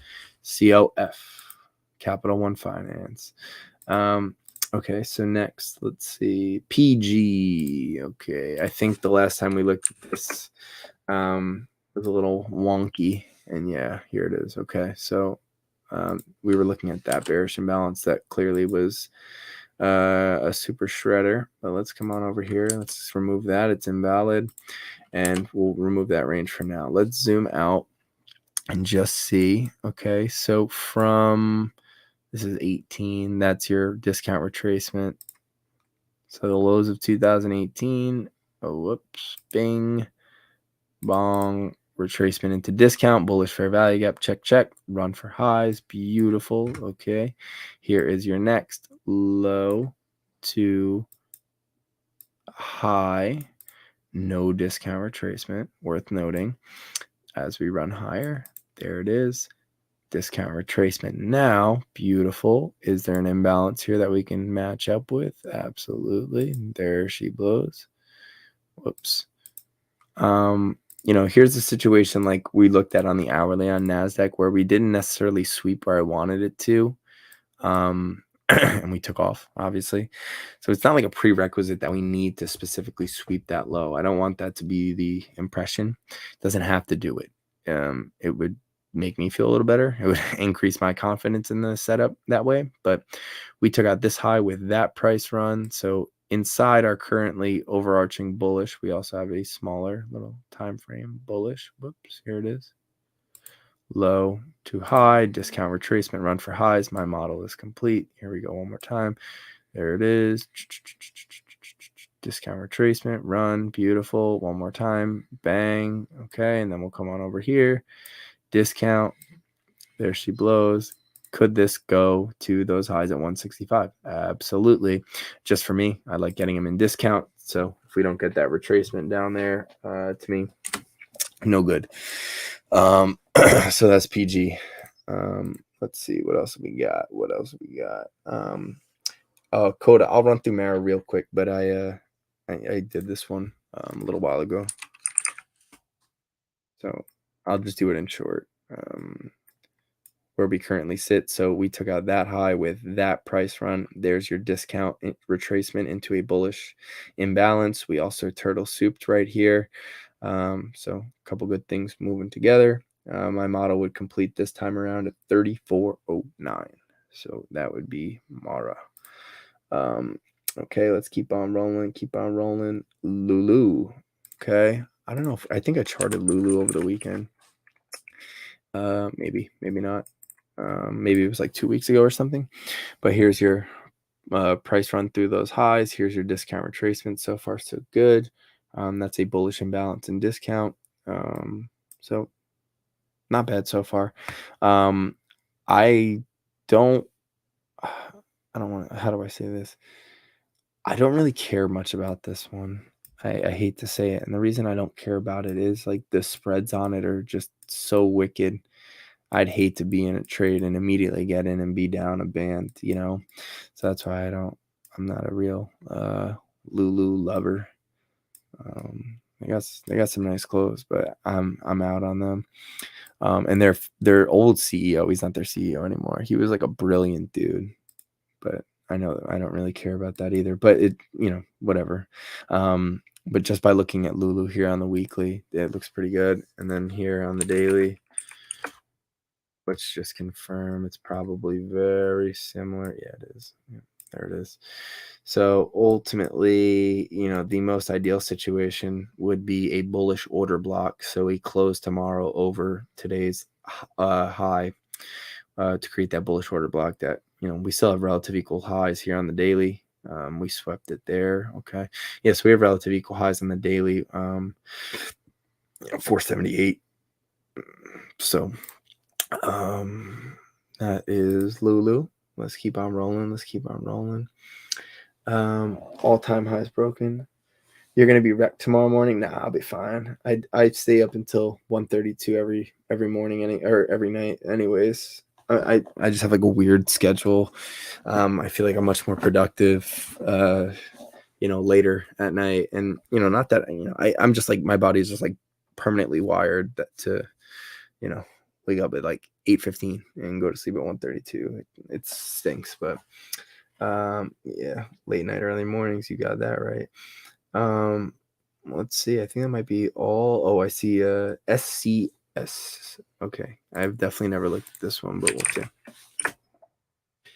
All right. Ooh, wow. Okay, let me just wow, what the heck is this? I've never heard of this name.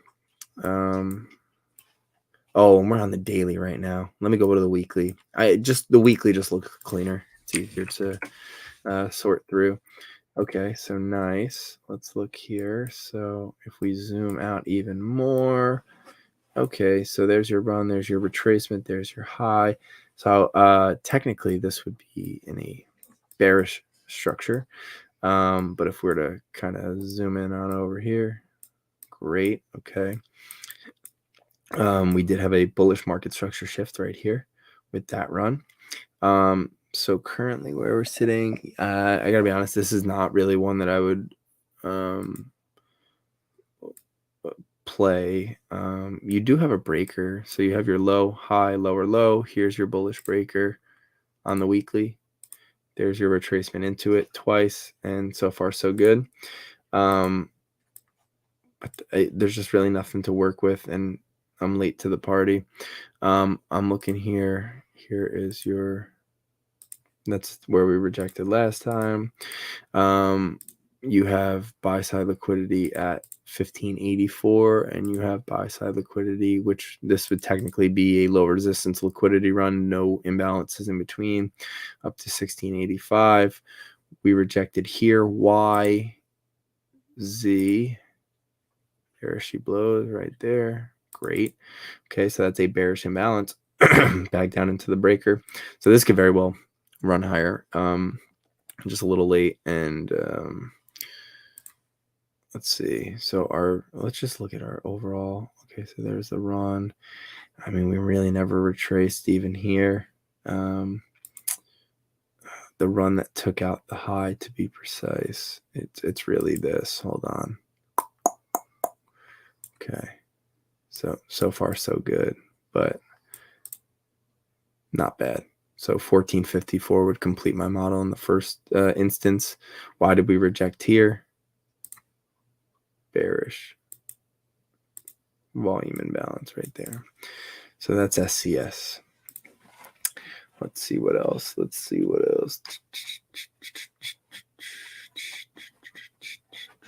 Yeah, been around 100 years. That makes sense. All right, we're going to do 3 more here. All right, so let's do SoFi. All right. Dang, we're almost at 1800. What the heck is going on? So SoFi, I am a annoyed shareholder of SoFi.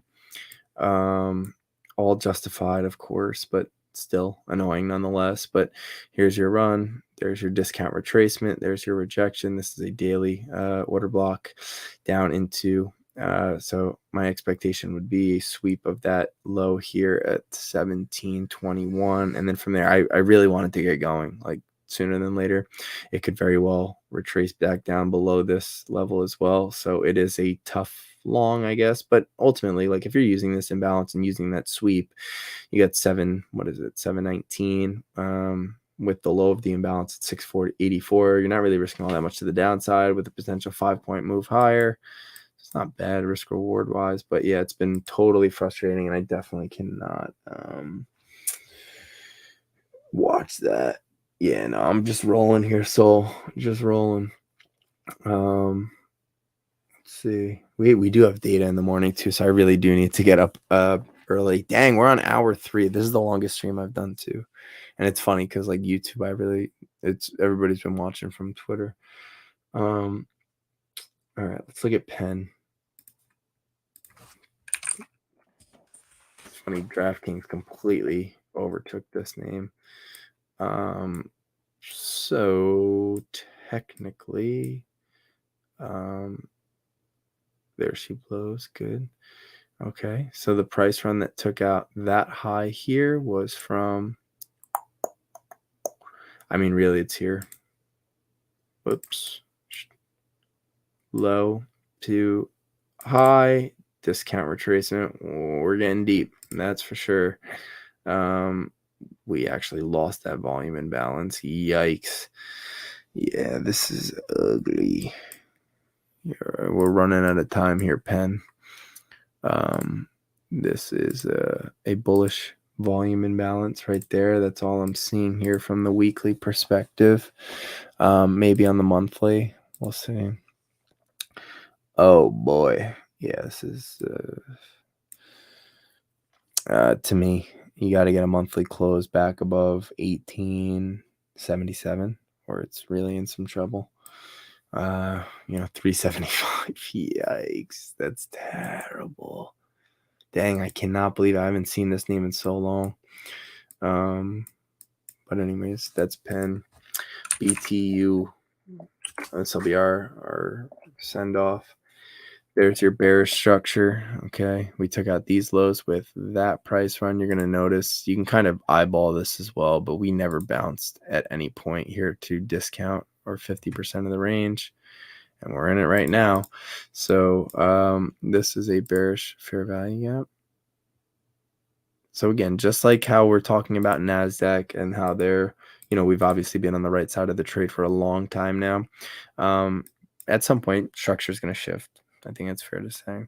But now on the flip side of that, it's very similar to something like this. Like, yeah, this is a relatively new company in the grander scheme of things. It's, 6-7 years since it's trading public. I mean, this name could be forever. I don't know. But I'm just saying as a publicly traded company, you have relative equal highs above. And at some point, if this company is, I don't put all that much into fundamentals and stuff, but this is not to say this is going to be a garbage bearish company forever.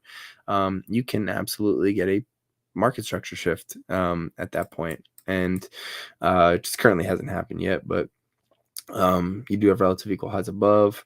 Currently, the price run that took out these highs here was from that low to this high. Beautiful. Okay, there's your discount retracement. So far, so good. This is a bullish order block right here. And did we sweep? We didn't sweep the low yet. Dang.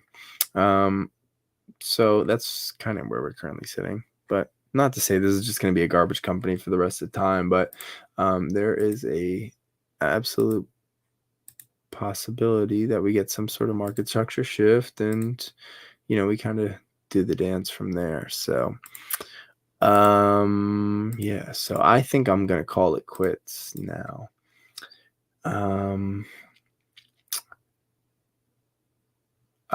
BATRK. Yeah, Penn just got with ESPN. Yep, they used to do it with Barstool and they ditched them, and Barstool went to DraftKings. Dang, we cracked 1,800 live viewers. Wow, that is pretty cool. Thank you for joining. I appreciate it. If you're not following me, follow me for sure. Check out the YouTube channel for sure. Let's see. You're very welcome, Victoria. Good night, nobody. Thanks for sticking it out here. BATRK. I'll do one more because BATRK.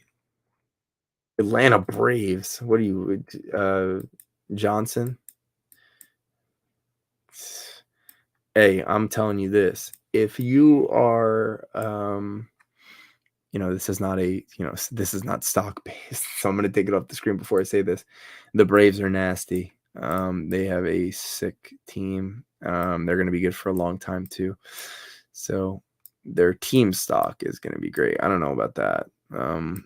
But yeah, their team is sick. So so far consolidation overnight, that is a good thing for us. We do not want massive moves overnight. That tends to lead to awful intraday trading. So that is everything. Yep. Thanks for joining there, Max. Welcome, by the way. Seeker, you're very welcome. Thanks for joining, sticking it out here. This is a 3-hour long stream. And yeah, so that is everything. And we'll talk tomorrow. We got data early, so I'll catch everybody then.